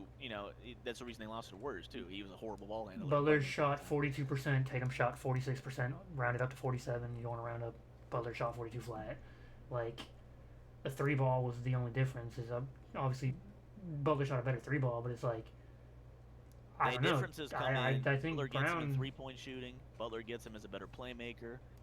Butler's playing better defense. 2.6 steals is ridiculous. I mean, he was beating his ass over there. Butler's playing hobbled. Tatum was hobbled too, but when they're equal like that, both pretty much putting in similar stats. I think Butler wins it slightly on that turnover and 3-point shooting and a little bit of defense, and his team won. I So think. you get the series one as well. But See, I think Butler's the best player in that series. I think it is yeah, altogether as a again, package deal another fantastic playoff again, run. I gotta I think disagree. the Heat overachieved. I think this was a personal attack against your character. Again, I think if they don't beat the Celtics here, this was a good series in your eyes and a I good run by him. again And I disagree with the best player thing. I think Tatum's obviously being required to do more is a big thing. Is like Tatum averaged 10 rebounds per game. His second best rebounder was who? Al Horford, 4.9. Jaylen Brown at 4.3. I mean, rebounds don't move me. both of our centers averaged 5 rebounds. Like you have Bam averaging 10. Butler averaged 7. Caleb Martin averaged 5. Like they Rebounds had a don't better move me rebounding team. because Like, I don't know. if someone's just going to strong arm a 3-point, brick it off the front, pick it up, great rebound. Here's I think number Tatum's that moves me. Jimmy Butler. Here's the number that moves me. Jimmy Butler offensive rebound 17. Tatum 9. That's what moves me. 17 and 9. I mean, that's not much of a difference. I mean, in a That is 5 game twice. That is series. huge. Those are in a 7-game series. Every position matters. That's 8 possessions. Again, I know. That's Again, huge. I'm just saying Very it's just So a rebound difference. A doesn't move me difference for in Tatum. requirements, man. Like Tatum's required to guard Butler and Bam, where Butler's guarding Jaylen Brown and Derek White. Rob can handle Bam. He's a defensive player. Of your Rob team. was out in and out of game. I mean, he's injured. Like he's played 18 minutes per game. He didn't play. Yeah. Like, and again, like I'm not gonna make injury excuses. Rob Williams always injured. Like you expect him to be injured. My goat was hurt a lot. I just Damn, Kyle Lowry had a lot of turnovers. like you just look at the difference in teams, and like it's just this was a black magic shooting team. When you're half your team shooting 50% from the 3, it's like They It's shot a- 43 as a group to Boston's 30%. yeah, it's just a difference in 3-point shooting, in my opinion. Like It is a mix of black magic, but also defense. Miami just played harder. yeah, of course Watching they that series, they it looked like they were running they faster. out hustled. They out hustled, and I Just mean beef. there was games that I thought they should have won if they didn't get out hustled. Like game But 2, yeah, like I'll say this as a Jimmy Butler career hater, and the reason the Wolves didn't work, and the reason the Sixers, one of the reasons the Sixers didn't work. I think his Miami stretch, especially these playoff runs, was some of the best basketball I've ever seen. And when I take everything into consideration as he did, elevating his teammates, got some help, but Again. I can only tip my cap to him. This Jimmy Butler is gone. It was not there to begin with. It showed up for a little bit, and now it is gone. I'm always gonna hold my ground in it. For this time capsule, this little bit here, he was the best player in the 2020 playoffs, and he was top 3 in 2023, I would say. I will always stand my ground on it. I To me, think it's impressive. overall in his career, he's an overrated player. I'll always stand my ground on that. I think his playoff riser title is somewhat overrated because when you don't play in the regular season, obviously you're going to playoff rise. You can say that he had good again, I will give credit where credit's due. 2020 run was crazy. I think 2023 was a team effort for most of the games, most of the series. He played phenomenal versus the Bucks, and I mean I have proof. Like I hyped him up during that series because he played a phenomenal basketball in 2023 in that first series. But I think it was a team-driven wins after that. I mean, the team just stepped up. I mean, the team that was a black magic, well coached, and that was what kind of solidified for me. Like this guy is the best coach in the league. Obviously, he's had some rough years now, but I think again he's Butler's a great playoff player. I think that he just gets way too much hype for never. And again, I think a lot of it stems from the fact that Butler gets praise for what other players get hate for. In my opinion, it's like, Luka made the finals, but everybody hates on him for being, fat and unethical. No, everybody hates on him for not, winning. And then it's like Butler's like, well, he didn't win, but he played great basketball. Well, Luka played great basketball, but he. I don't really see people hating Luka for not winning. I don't think anybody expected him to win, really. Or like I just think it was just again, like that he played such bad defense. Everybody's like, Jesus. the man, nice Celtics try. became one of the most hated. Well, Tatum became one of the most hated players in the league because of that 2022 finals loss. That literally pretty much ruined his. He pretty much went from everybody's favorite player to everybody's most hated player in the span of a year because of Oh, that 2022 finals run. Well, that final, just that finals in losing a general. finals, losing a finals, and being the main reason for it is very bad for discourse. Us resident embassy members at Curry FC are still fighting for our lives for the 2016 finals when it comes to legacy discussions. Because it's like I just see it And as even like then, I mean, when you go in as a favorite and lose, you're gonna get shit on. And when you're the reason he loses the best player, Curry was the reason they lost in Game 7 against the Cavs. But I Tatum think was the it's reason man. they lost that series. See, this is the thing is I think You're gonna get shit for I it. think it's unfair to say that we were favorites because we weren't. We were 22-22 halfway through the season. Like we were one of the worst teams in the league. We were like Well, eighth seed. I can only Like go by betting odds and experts. yeah, I get that, but like They're favorites we in were terms of Vegas and the media said it, so that's about it. we Otherwise, were you gotta go play basketball. we So you were don't out of really. playoff discussions up until that insane second half of the year run we went on to make one of the greatest. And again, that's up until that run, that was one of the best playoff runs, in my opinion. Still is. I Like, think it's a great run. people don't realize that Tatum played the like three reigning MVPs. He played, he had that.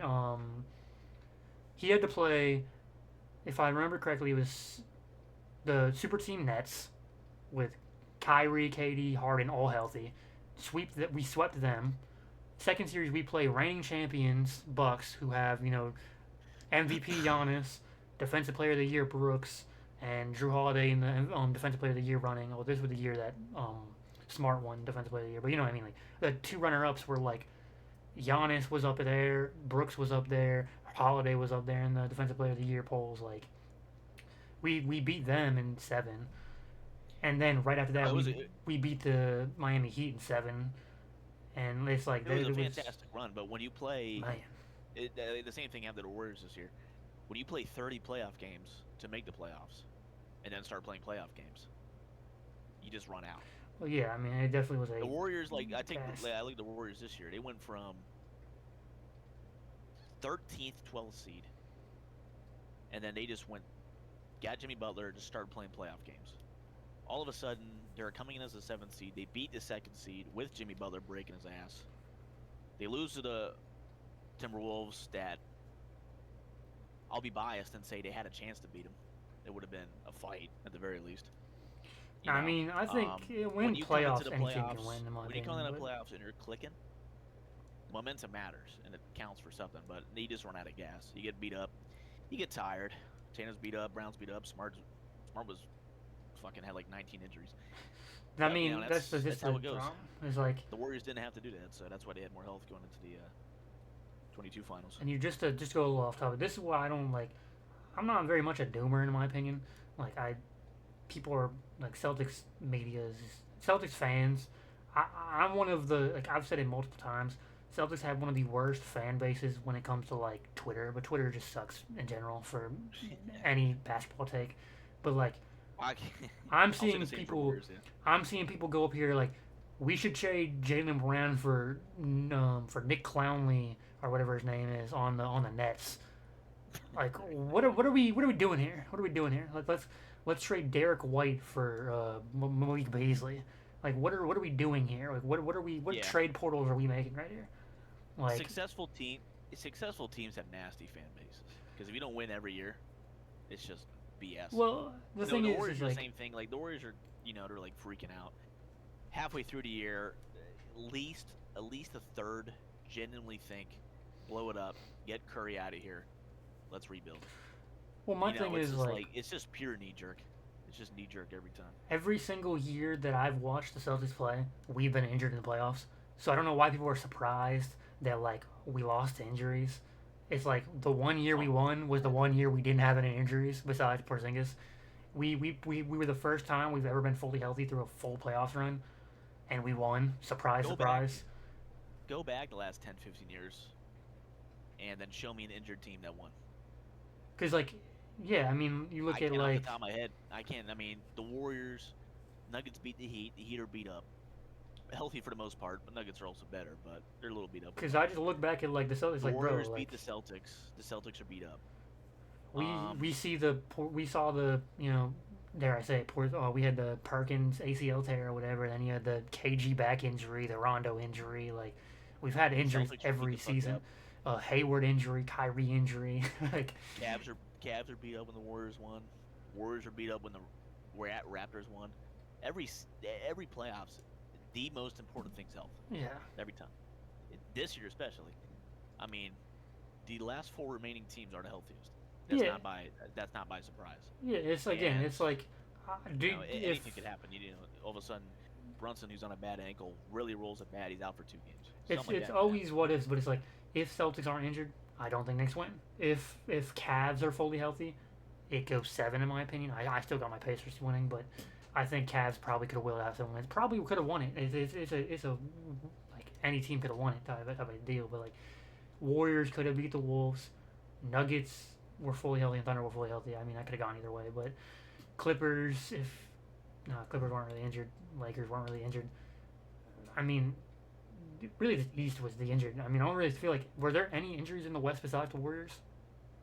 Off the top of my dome, like obviously Grizzlies, but Clippers weren't injured. Nuggets weren't injured. Besides, Morant goes down, but they weren't winning that. I guess Aaron Gordon. If Aaron Gordon doesn't get injured, it's a close game probably. MPJ's been on a jelly bean shoulder all playoffs, so that hurt the Nuggets. He was just not. He was a non-factor against the Thunder completely. He was just bad because of the shoulder. I think that's a decently big deal. Okay, my question. Number 3 option. Do you think Warriors had the highest profile injury, but do you think Nuggets will it out, or do you think it goes obviously closer if Aaron Gordon doesn't get the hamstring injury in Game 7? Because they obviously got like blown out by like 50. Do you think it's like I think they lose either way? Do you think they lose either way? Do you think it's like a closer game, like a 10-point game or something? What happens? I mean, it's gonna play differently. Yeah, you don't think AG like but he's one of their best defenders. Extremely important, but him going from that to hamstring level, he was just kind of walking around. Do you think he changes the factors? Like they were still up with him through halfway through the second, and they just fell apart. Especially when he was off the court, he was still a plus player. Believe it or not. I mean, it was everybody else that was just shitting themselves. Murray had a horrible game. So you think Westbrook had a horrible game. Jokic had a bad game for his standards. I think they lose either way. Even if AG's fully healthy? You don't think it's like? Do you think it's like a 10-point game? Is what I'm saying. Like, do you think it's a close game, or do you think it's still a blowout? I think it's a win. It's like a 15, 12-point win. Okay. I don't think because Jokic, Murray, Westbrook all below average. Now you don't. Standard. Again, this a lot of what ifs. The big difference, the big what if for me, MPJ never I don't know what he dislocates the shoulder, whatever he did with the shoulder. He's a fraudulent player regardless, man. That never happens. Fraudulent play, but better. He can have that flamethrower game where he just has 40. Yeah, I mean, I just hate MPJ. He doesn't get hurt, Nuggets win the series. I think MPJ needs to be sent to like the South Pole or something. MPJ, those Nuggets wins where they lost by 8 or they lost by 10, it's because MPJ had fucking 5 points. Like, he doesn't get hurt, they win the series. They beat the Thunder. MPJ needs to be sent to Alcatraz and play like prison hoops. He needs to go back in that podcast and talk about why your son might come back meowing after going to school. I hate MPJ. No, it's like it's. No, I've got like a few hate watches. MPJ's up there. We should do like a what if at the end of the playoffs, like a what if look back. But I think the major injury ones for me, I think the Nuggets can win if MPJ never gets hurt to begin with coming into the playoffs because he got hurt like last week regular season. I think Curry. The Rockets have a horrific half-court offense, but the Timberwolves defense was not moving me that much. It was good, but it was not Rockets level. See, it's hard with what else because like if Tatum never injures his wrist, does he shoot? If Curry, yeah, my issue was he shot well after though with the Magic, so that's why I have a hard time with that one. My thing with the Warriors, if Curry and Butler never get hurt, I do think Warriors beat them. I think they win if Curry doesn't get. I don't even think like. I think if Curry's fully healthy, even with Butler's injury, I think Curry fully healthy wills that to 7 games. I would favor the Wolves still, but I think they could win that. Pacers, Cavs. I do again. Garland hate train. I'm on it, but people were clowning him for on the toe. That's a bad injury for a basketball player, especially when it's really fast and shifty. He can't run. He's completely useless. My glorious Al Horford played on a bruised big toe Al for Horford like a will month, sit bro. his fat ass. He'll lock in on defense and he won't move a muscle. And he'll sit in the corner. He'll have 12, 8, he'll have 12, 8, and 5 and play great. I saw Horford lock down Giannis and Embiid in the same playoff run. That's my goat. He's a beast. Garland, so that's why I'm like. Let me bring out the stats. Let me bring out the stats. Before we end this glorious basketball discussion. Just to finish up my injury summary while we're doing that. Garland, Mobley, all healthy. Pacers still get this in 7. I didn't like what I saw from Cavs when they were healthy. Knicks, Celtics. I still think the Knicks win this. I don't. I mean, I think I'm not going to put Jaylen Brown in this what if because apparently he's been playing for 5 months on some fucked up tendons. So at that point, you've made your bet. I respect. No, I mean, this is the argument is the Tatum wrist injury is not a thing to me because he looked fine. I think he was all right. This is my thing. 2, after he injured the wrist, I think he shot better against the Magic. Oh yeah, he shot like 60%. He really had. Then he got to New York and absolute pissed down his pants. Very bad series from him. Then he finally had a great game towards Achilles. Unfortunate. I think they lose that game anyway. They're going to go down 3-1. I don't think they come back. I think the next. See, this is where I disagree because against the Celtics. Best player in the league, and I will stand on this, is Tatum with his back against the wall. He has proven it time and time again, and we can bring up stats, we can bring up everything. Back against the wall, Tatum is the best player against in the league. I don't care. Yeah, I think Jokic is the only player that touches him, but back against the wall, elimination game, Tatum has some of the most prolific playoff elimination games in league history. We've seen him Game 6 versus Giannis, Game 7 versus Giannis, Game 6 versus the Sixers, Game 7 versus the Sixers. We have Game 7 versus the Heat, Game 7 versus everything. Like it's like we have seen this man. He is one of the best back against the wall performers ever. Best playing, high scoring playing game of all time, high scoring Game 7 of all time. Like he is a back against the wall player. He shows up when needed. I will respect your decision. I will disagree personally, but I see where you're coming from. I think this is the clutch award fallacy. Every top 15 player is a back against the wall player. In my opinion. Tatum is fantastic. Well, he's just fantastic. He's a top 5 player. But I think what separates him from other players. He does turn it up another notch in Game 7s. I think they all do for the most part. Unfortunately, I will not give him undisputed best. I think when it comes to back against the wall. Like I said, I think however, Jokic is the only person in the regular season, like in the playoffs. Giannis too. Still a top 5, top 3 argument. But I will just respectfully disagree. I think the Knicks pull it out. This is where I disagree because then it's like, okay, well, Jrue Holiday doesn't get his hamstring injury in the Orlando Magic. We had 7 injuries. I'm not saying, but this is a what ifs. But it's like, I think. Well, then when it gets down the other end too, Brunson's ankle's fine. Game 4. And Josh Hart's cleared of the 13 questionable injuries. Game 4, Tatum goes off and he's about to have a 40 bomb. He gets his Achilles injury. You're saying that we lose that? Do we lose that game? Maybe. I don't know. You don't know. You don't know. It was another blown lead. You don't know with Tatum. There was like 5 minutes left in the game. It was another blue lead. There was like 2 minutes left. Okay, 2 minutes. That's what 10-point possession game. Like that's winnable. And they led going into the 4th. Now they were down 8. What I'm saying so is they're already having another collapse. Again, this is also coaching. Tatum, we have Porzingis in the game. Tatum was having a great game. Still an iffy 4th quarter. Everybody else was doing bad. Jaylen Brown was having his 4th straight bad game. Again, it was not working. And then Game 5, Jaylen Brown has 27, 8-8, and then Jrue and the team finally starts hitting shots. And you're saying that, and this is what I'm saying. Tatum never gets injured.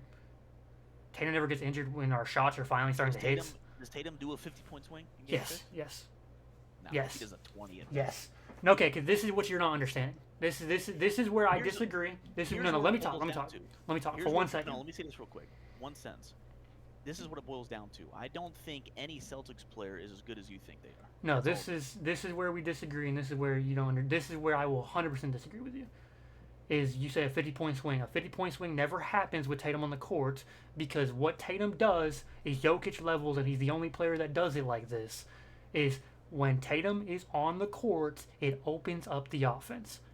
Jrue Holiday, Derek White, these players don't shoot 15% when they are not getting covered.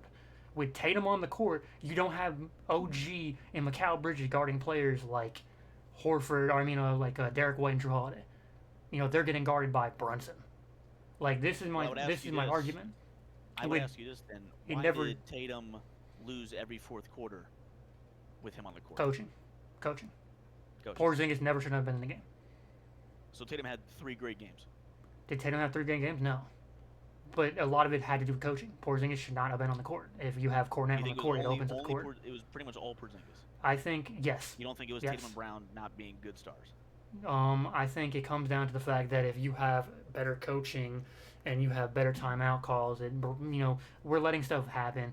There's stuff that comes down to, yes, Tatum and Brown could have played better. But if you don't have Porzingis on the court, you have Luke Kornet setting screens and actually setting screens. And the problem is we don't have screen setters when you have Porzingis on the court. Porzingis he's the definition of a momentum killer.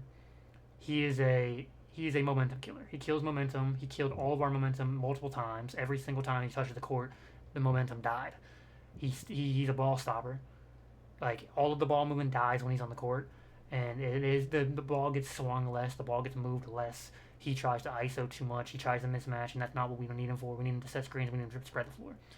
He was best when he was shooting the ball from 50 feet deep, and then he stopped doing it. Do I say that we win in 5?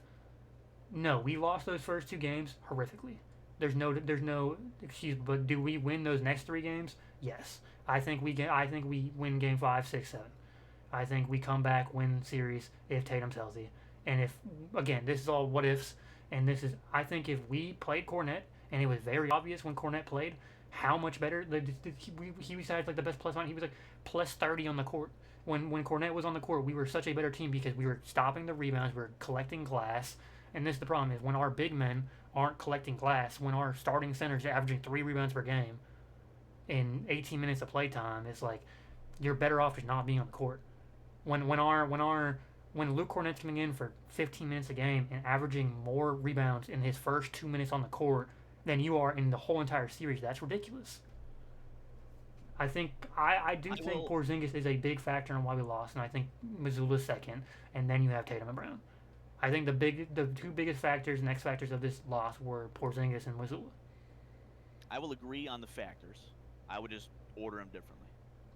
Just because I put more weight on Tatum and Brown as stars, so I need more from them. But I see this Tatum finally started finding a shot, man. The reason for the Celtics going down 3-1, because I'll cut it there where Tatum gets hurt, is Tatum, then Brown, then Porzingis, then everybody else sucking dick, and then coaching. And again, that to me is my like I said, we're separating. Just I think this is where we're separating. separating. Tatum and Brown to a high level, and I don't Porzingis because I was already out on him. So I'm like, fuck this. Okay, this is where we're cutting differences. Is like, I'm talking about the second half. You're talking about the first half. I'm saying the what ifs is the second half. The first 3 games are done. We lost those first 2 games abysmally. There's no defense for that. There's no defending that. There's no I'm using what that ifs. as an example why they wouldn't But win. I'm Because saying, Tatum and Brown have been playing bad but basketball. when Game 4, Tatum finally finds a shot. Game 5, Jaylen Brown finally finds a shot. Game 6, Jaylen Brown still shot 50%. Even in the game. Tatum has shown me when he finds a shot, he'll lose it again later. I disagree. When everybody finally starts finding shot, everybody stops missing open threes. We lost again. The series wasn't lost because of Knicks being good or the Knicks defending really well. And you can say that Tatum and Brown played bad, but we lost because we missed 60 open shots. And we lost game 1 and 2 by 2 points. Like this weren't like, oh my god, we got blown out. Like, we lost games that we should have won, and we were shooting abysmally. We were shooting 20%. We shot 25 out of 100 shots in those first 3 games. We lost by combined 2 points, 3 points. It's just that my argument there is all I heard was we lost. And when you do that, when you lose for the same reasons 3 times in 4 games, and then they finally change something, it's going to happen again. Once. This is why I disagree, because the Celtics showed me nothing. This is why Tatum had a great game 4. Brown had a great game 5. And game 6, outside of the fouling out, he shot 50%. He was the best player on the court. If he had help, this would have been different. This is the what ifs. 50%. This is the what ifs. This is the what ifs. This is the what ifs. If Jason Tatum was on the court, if Derek White didn't shoot 15%, if Drew Holiday didn't shoot 15%, if Jason Tatum's on the Porzingis court, played the Celtics- basketball. If Jason Tatum's on the court, the Celtics are up 15.5, 12 and 4, lose by 6. See, this is what I disagree with because you can't say that. Like If the we're same talking thing what if, happened- but the this is same the exact shot thing- if the started same falling. exact- The the shot same started exact falling. How are they going to keep falling?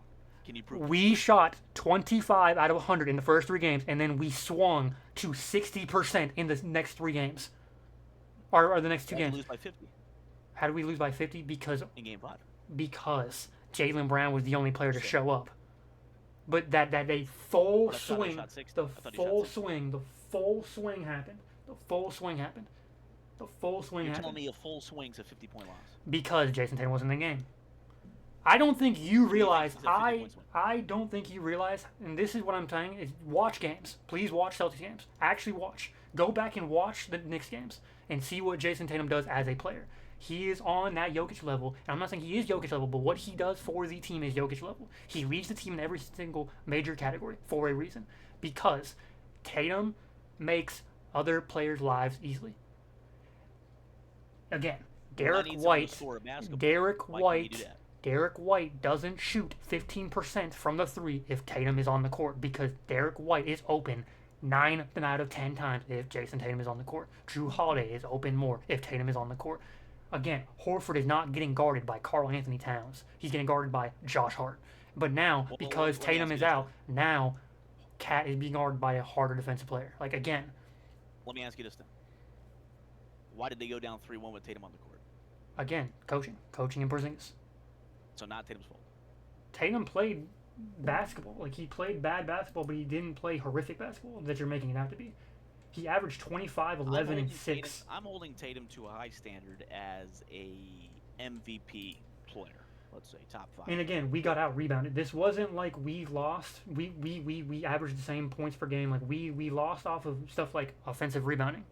But that is direct correlation to why is our power forward averaging 12, but our starting center and our backup center are not averaging more rebounds.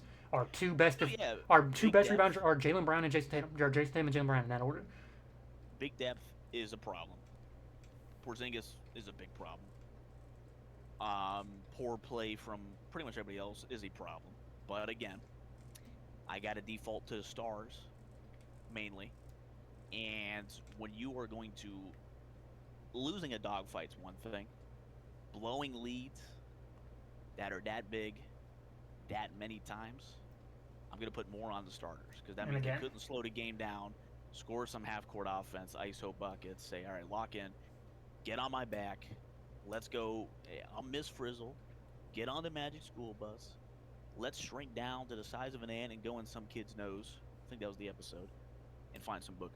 Like, get on my Magic School Bus. Tatum didn't play horrific as people make it out to be. When we go down, when the Celtics go down 3-1, and this is, again, leaving Jaylen Brown out of it because of his half-year-long injury. If he's fully healthy the whole year, then now we could talk something different.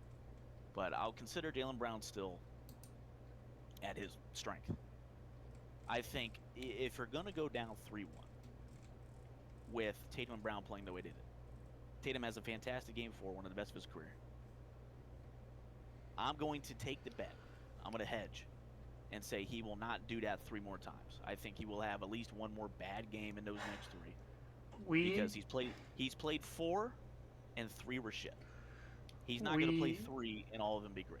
I don't think that happens. We have seen. I'm guessing on probability. I'm guessing on betting. We have seen 8 years. We have seen 8 years of Jason Tatum continuously prove this factor wrong. But we're gonna bet on the 1 year that the Knicks, who can't guard Jason Tatum, he shot statistically, individually, some of his best points scoring wise on these one-on-one ISO defenders. He shot 40% from the 3. He shot 38%. It's not like he had some crazy bad series. 40%. That's great. He probably had great splits in the first half.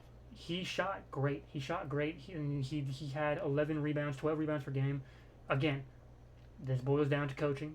This boils down to which big men should have been in the game, which big men helped and which ones didn't. Porzingis shouldn't have played as much as he did. Kornet should have gotten more run time. Kornet should have been playing in more pivotal moments. Again, this is what you're not understanding. If we just swap the simple factor, again, this is why we're doing what ifs, because this is the whole point of this segment. We swap Porzingis and put Kornet in the game for these last for these last 3, 4, or 5 minutes of the game. Do they have that comeback? Do they even have that comeback if we have an actual person stopping these offensive rebounds? And this is my thing. This is the whole thing. It's possible. And this is why I say go back and watch the series. Don't just base things off like stats and whatnot, because it's hard to be like, okay, well Tatum shot this bad, but you're ignoring the fact that Porzingis gave up 7 shots, or Porzingis didn't defend well here, or Porzingis didn't rebound here.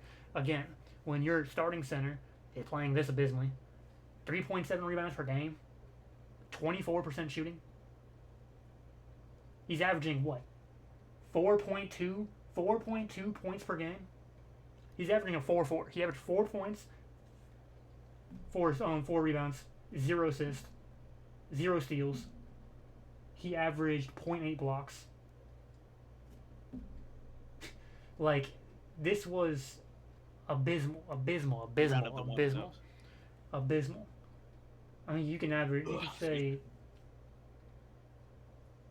he averaged 0.8 blocks. So you can say he averaged 1 block per game. He averaged 0.2 steals. That's round that down. 0.8 turnovers. You round up, baby.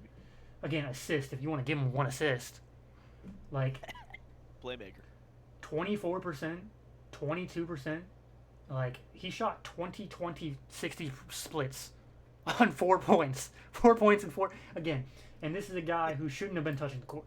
This is a guy who just should not have been touching the court. And again, this is why I blame coaching in some of these losses.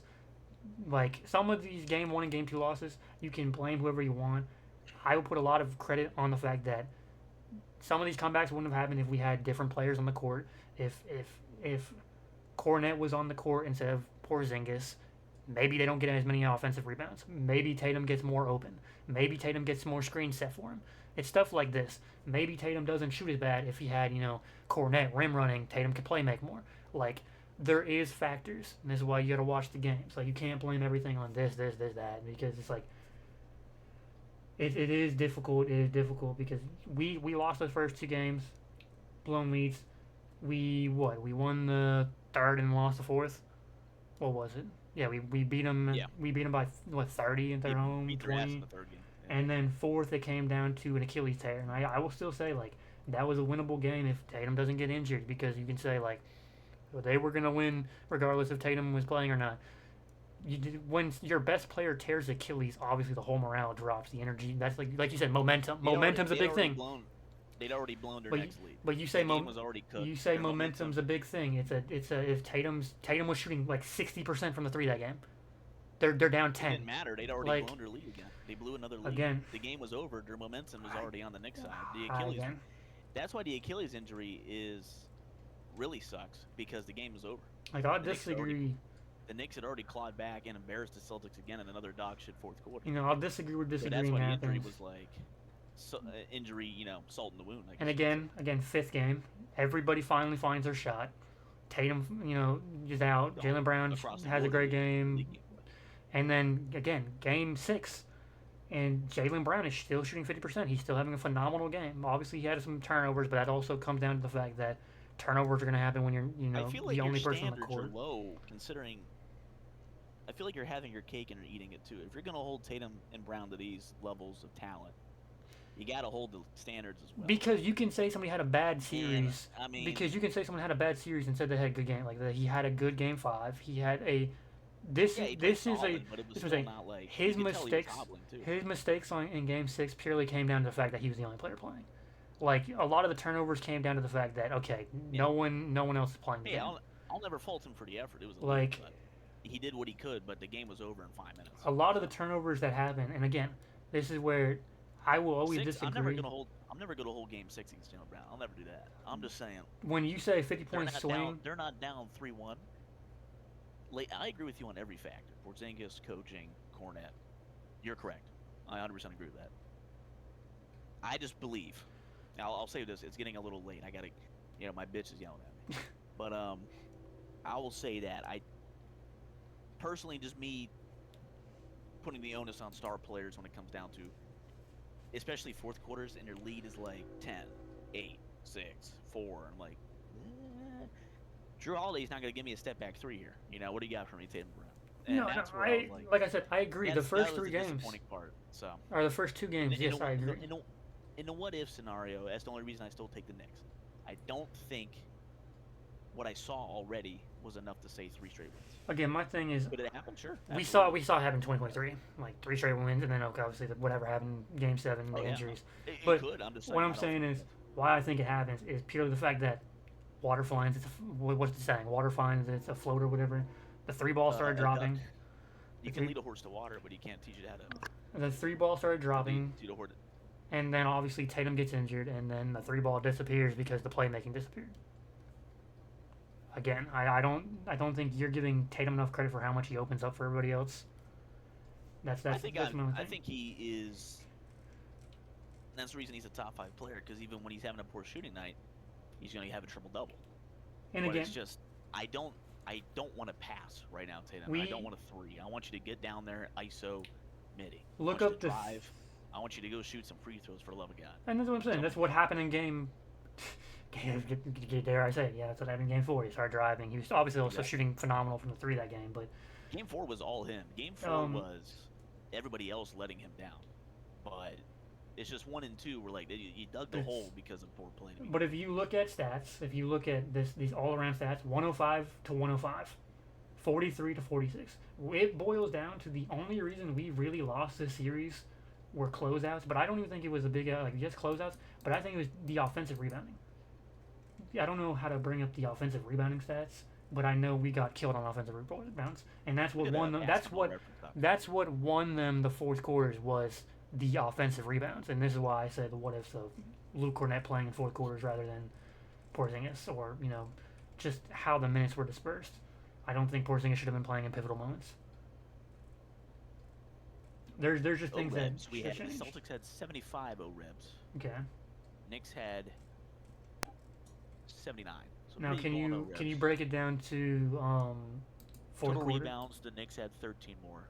Yeah. Well, Yeah, I want to see fourth quarter stats. we got because out rebounded. when you consider how bad the Knicks played some first halves, these stats even out, and that's just, I mean, let's see if I get like fourth quarters because.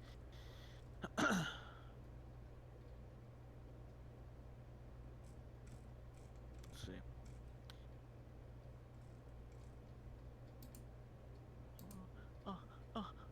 Sorry. Please continue what you were saying. I'm trying to. No, I mean I was just kind of going on the fact that here I got fourth quarter. That's,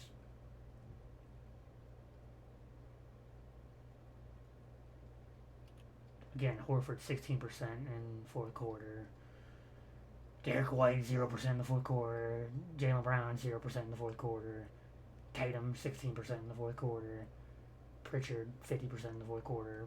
Porzingis shot 1 3 and 1 free throw. I mean, that's abysmal fourth quarter in that game 2. Let's go to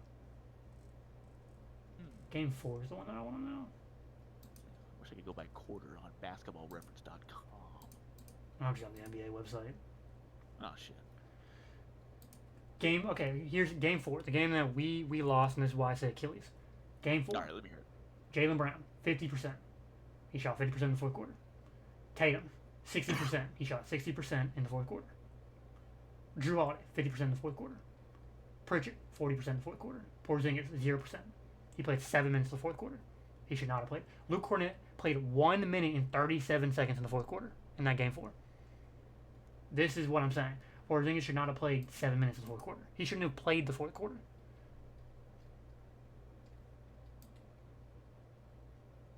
Tatum had 1 turnover in the fourth quarter. Jaylen Brown had 0. We only had 2 turnovers in the fourth quarter. And this is the game 4 one. We shot a collective 45%. And, I mean, that's only really getting brought down by Pritchard 2 for 5. Everybody else didn't really shoot. Tatum didn't have a bad fourth quarter up until the injury. And then Jaylen Brown was shooting 50%. That 1 turnover that got costed to Tatum should have been a foul, technically, because Bridges tripped Brown, which caused Brown to not catch the ball, which caused Tatum to dive for the ball and tear his Achilles. Obviously, Right, here, I found things factor. I found a play-by-play This was horrific though. where OG shot 100%. I mean, it should have been was better defense. 104-105 with 5 minutes left, Yep. and then the Knicks go on a 13-0 run. Yeah. And what happened is, let me see if I can figure it out. Brunson 2-footer, Tatum misses 10-footer. Porzingis bricks both his free throws. Brunson misses 2-pointer. D. White misses 3-pointer. Brunson makes 2-pointer. Tatum What? misses 3-pointer. Where are you at? Bridges makes 2-pointer. Tatum bad pass. OG dunk on the bad pass. How did Leo... Brown misses okay, now I see it. 3-pointer. Brunson makes 3-pointer. Brown misses 3-pointer. Brown makes 2-pointer. Tatum comes in at 2:58 left. The We're bad down by 9. the bad pass is right here at the 3-minute mark. Yeah, Porzingis bad pass, again. Anunoby dunk. Porzingis again. Porzingis should not have been brought in here. Should have been Cornet. Honestly, Cornet should have been playing most of this So, fourth quarter. Great game, but again, The turnover wasn't really Tatum's fault. It was more couple Brown, tough and it should have been a misses. foul. Okay, I'll let you. I Like- gotta let you have some. Jesus. No, because again, it's like if you watch the clip, Brown should have caught the ball, but then you can say that the foul happened. You can use whatever excuse. Brown should have caught Yeah. the ball. It wasn't even a Tatum turnover, if we're being honest. Tatum should never Yeah, had to die for the ball. At that Fair point, enough, it's a 9-point game. It's a 3-possession game. But yeah, that Pritchard right obviously there, I mean, subs in. I mean, and just the give him game- credit. I mean, Brunson is band for band with Tatum right there too. But again, this is where my He thing put in a is good like game as well. And the guy in Holiday had a bad. I don't even know who's on Brunson. I forget Three- who's on Brunson. it's a 3-possession game. Tatum shot 2 for 3 from the 3-pointer at this point in at this point in the game. He was 2 for 3 in the fourth quarter for the 3-pointers. He shooting 60% from the 3. To say that instead of The Brown, numbers are great. The numbers are great and the percentages sound great, but when you go on an No. 11-0 run, well, what under I'm 5 saying minutes is left in the fourth, that's all that matters to me. The game's over. what I'm saying is Tatum never tears Achilles there. They don't get that running dunk, so it's a 2-possession game really. Jaylen Brown doesn't take the 3-point shot. It's probably Tatum. Tatum has a 60% chance of making it at this point. Again, Brown shoots another 3-pointer. This would have been a Tatum shot or Jesus somebody else. Christ. Again, this is just me being like we're doing what ifs. This is what Hey. you brought up. I gotta Again, say it. Horford This is tough to steal, hear. Horford steal, Brown. Like Hey. again, Robinson comes in. Robinson gets the rebounds. Like Robinson's played out of his mind with the offensive rebounds. A fan comes down and Hart, thinks stabs somebody. Hart played really good. I mean, it really comes down to Anunoby had a really phenomenal fourth quarter. He shot 8 Hey. for 8. Hey, you're on fire, man. It's just this. I will still say this is a winnable game at Tatum. It's 113-104.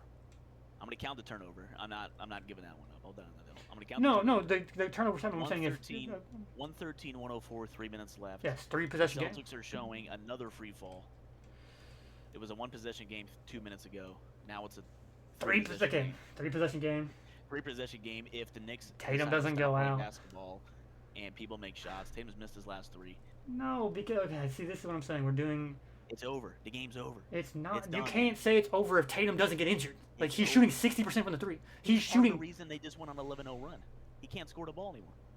Yeah, but you're just saying, oh, he just can't score the. He's never allowed to shoot. He can't make another shot in the last What 3 am minutes. I reading? Yeah. When it's Jason Hey, Tatum misses in those shots, last 3 minutes, Tatum does that will mean? miss every shot. That's what you're saying. You're saying that our best player You're saying cannot he's gonna make another You're shot. saying he's going to make every shot. I'm saying He's that. gonna have to I'm make a saying 9-point that run. Tatum goes in.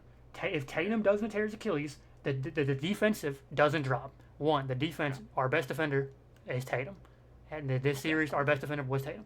So that agree, means I agree, I agree. one, this whole OG gets that dunk. Now Tatum doesn't go out. 9-point game. Tatum- 9-point game. 3 minutes left. Yes, Tatum doesn't go out. We still have Tatum. Okay. Brown probably doesn't take this 25-foot 3. This is a panic shot. This is a 10 seconds into the shot clock shot. This is a panic shot. This isn't even like a playmaking shot. He shot with 10 seconds. Like he had 14 seconds left. Okay. This is a just we have to make a shot. And then Bridges rebound, Brunson makes the 3. Like again, what ifs. I just don't think this is a Brown shot if Tatum's in the game. You got to give Brunson some credit though. He had a great quarter. No, Brunson played phenomenal. OG played phenomenal. This is no hate to Brunson or OG. This is no hate to the Knicks. I just don't think the Celtics win. This is purely going off to Brown doesn't take some of these panic shots. If Tatum, these are 10 seconds into the shot. This is Jaylen Brown chucking threes. Pritchard was shooting that bitch though. Like he took 4 threes in a minute and a half. Like I'm looking like these 2 Jaylen Brown shots were 10 seconds into the shot. These are just him hailing shots, hoping. Like Horford steal, Jaylen Brown finger roll, and then a Holiday kickball, and then Robinson out. Towns come in. OG driving dunk. I don't know what happened there. It's probably a backdoor cut or something, I would assume. Pritchard throws up a 29-foot three. Like he was feeling himself. Again, this is 6 seconds into the play. He's throwing up a 30-foot three. Well, he's gonna. I mean, they're down by 12 now at this point. You guys. Yeah. So that's a whole different. Brunson miss. Horford rebound. Pritchard layup. Like crazier comebacks have happened. Bridges I'm miss. just saying I don't see it happening. Bridges miss. Towns foul. Horford free throws. Towns dunk again. You just it does. Again, I think this game just goes different with Tatum in the game. Like it's not a 15-point loss if Tatum's in the game. It's a 1-point possession, and it's a winnable game if Tatum's in the game. And I think we probably on pace could have made it with Tatum's playmaking and shooting. We're not taking panic shots. We're not lunging up 30-foot threes if Tatum's in the game. That's my argument. Like that's how valuable Tatum is. He is very valuable, but with him healthy, not a basket was made in 2:30. And that's pre-Achilles. So he can turn it back around to get to early fourth quarter level. But, I mean, it all just, like every other game in that series, except for Game 3, just the Celtics, we're going to win the game. Oh, shit. And they just fall on their face. But again, he shot 50%. And he shot great. He had a great game. I'm talking about that fourth quarter. When it's a one-score game, so close. A 3-minute span can decide it. Exactly. That 3-minute span was a 11-0 run. And that next 3 minutes could have been a Celtics 11-0 run. This is the argument. I'm just saying, because it's what if. I'm not looking for an argument. I'm just saying, I think the Knicks win. That's all I'm saying. The Celtics could win. They could. I think the Knicks could win that too. It's all coulds, it's all ifs. I'm just saying. The Knicks aren't scoring nothing, is my argument. The Celtics will score. No. I'm saying Brunson's going to hit enough shots to keep them. In the same argument. If Tatum's in the game, we're not taking 30-foot 3-point pull-ups with 15 seconds left on the shot clock. That's what I'm saying. I'm just saying the Knicks are scoring the basketball. Yeah, not as much though. I'm saying some of those positions are different. Like some of those running dunks, those backdoor cuts. For 18 seconds and then shoot free throws. Some of those backdoor cuts don't happen with Tatum on the court.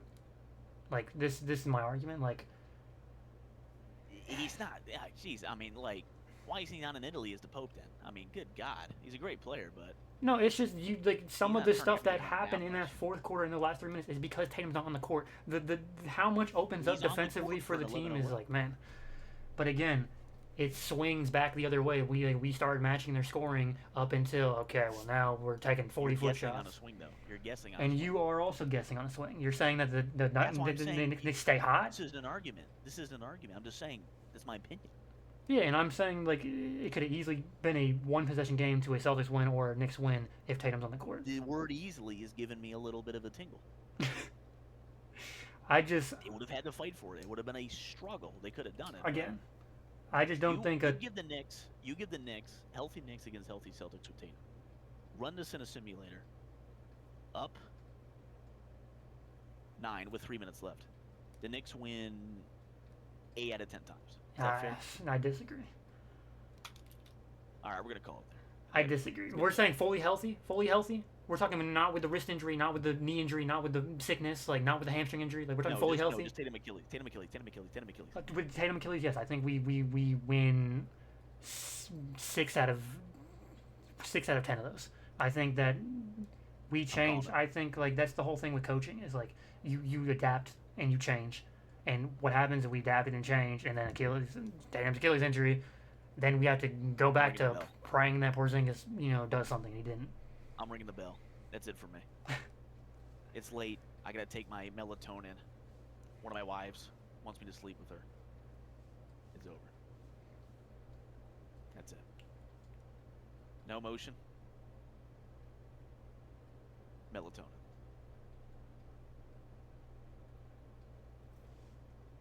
Nah, that's crazy, man. We will catch y'all after this heated discussion.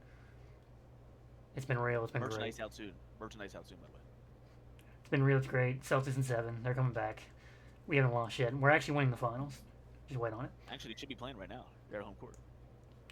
We will catch y'all guys. Hopefully soon.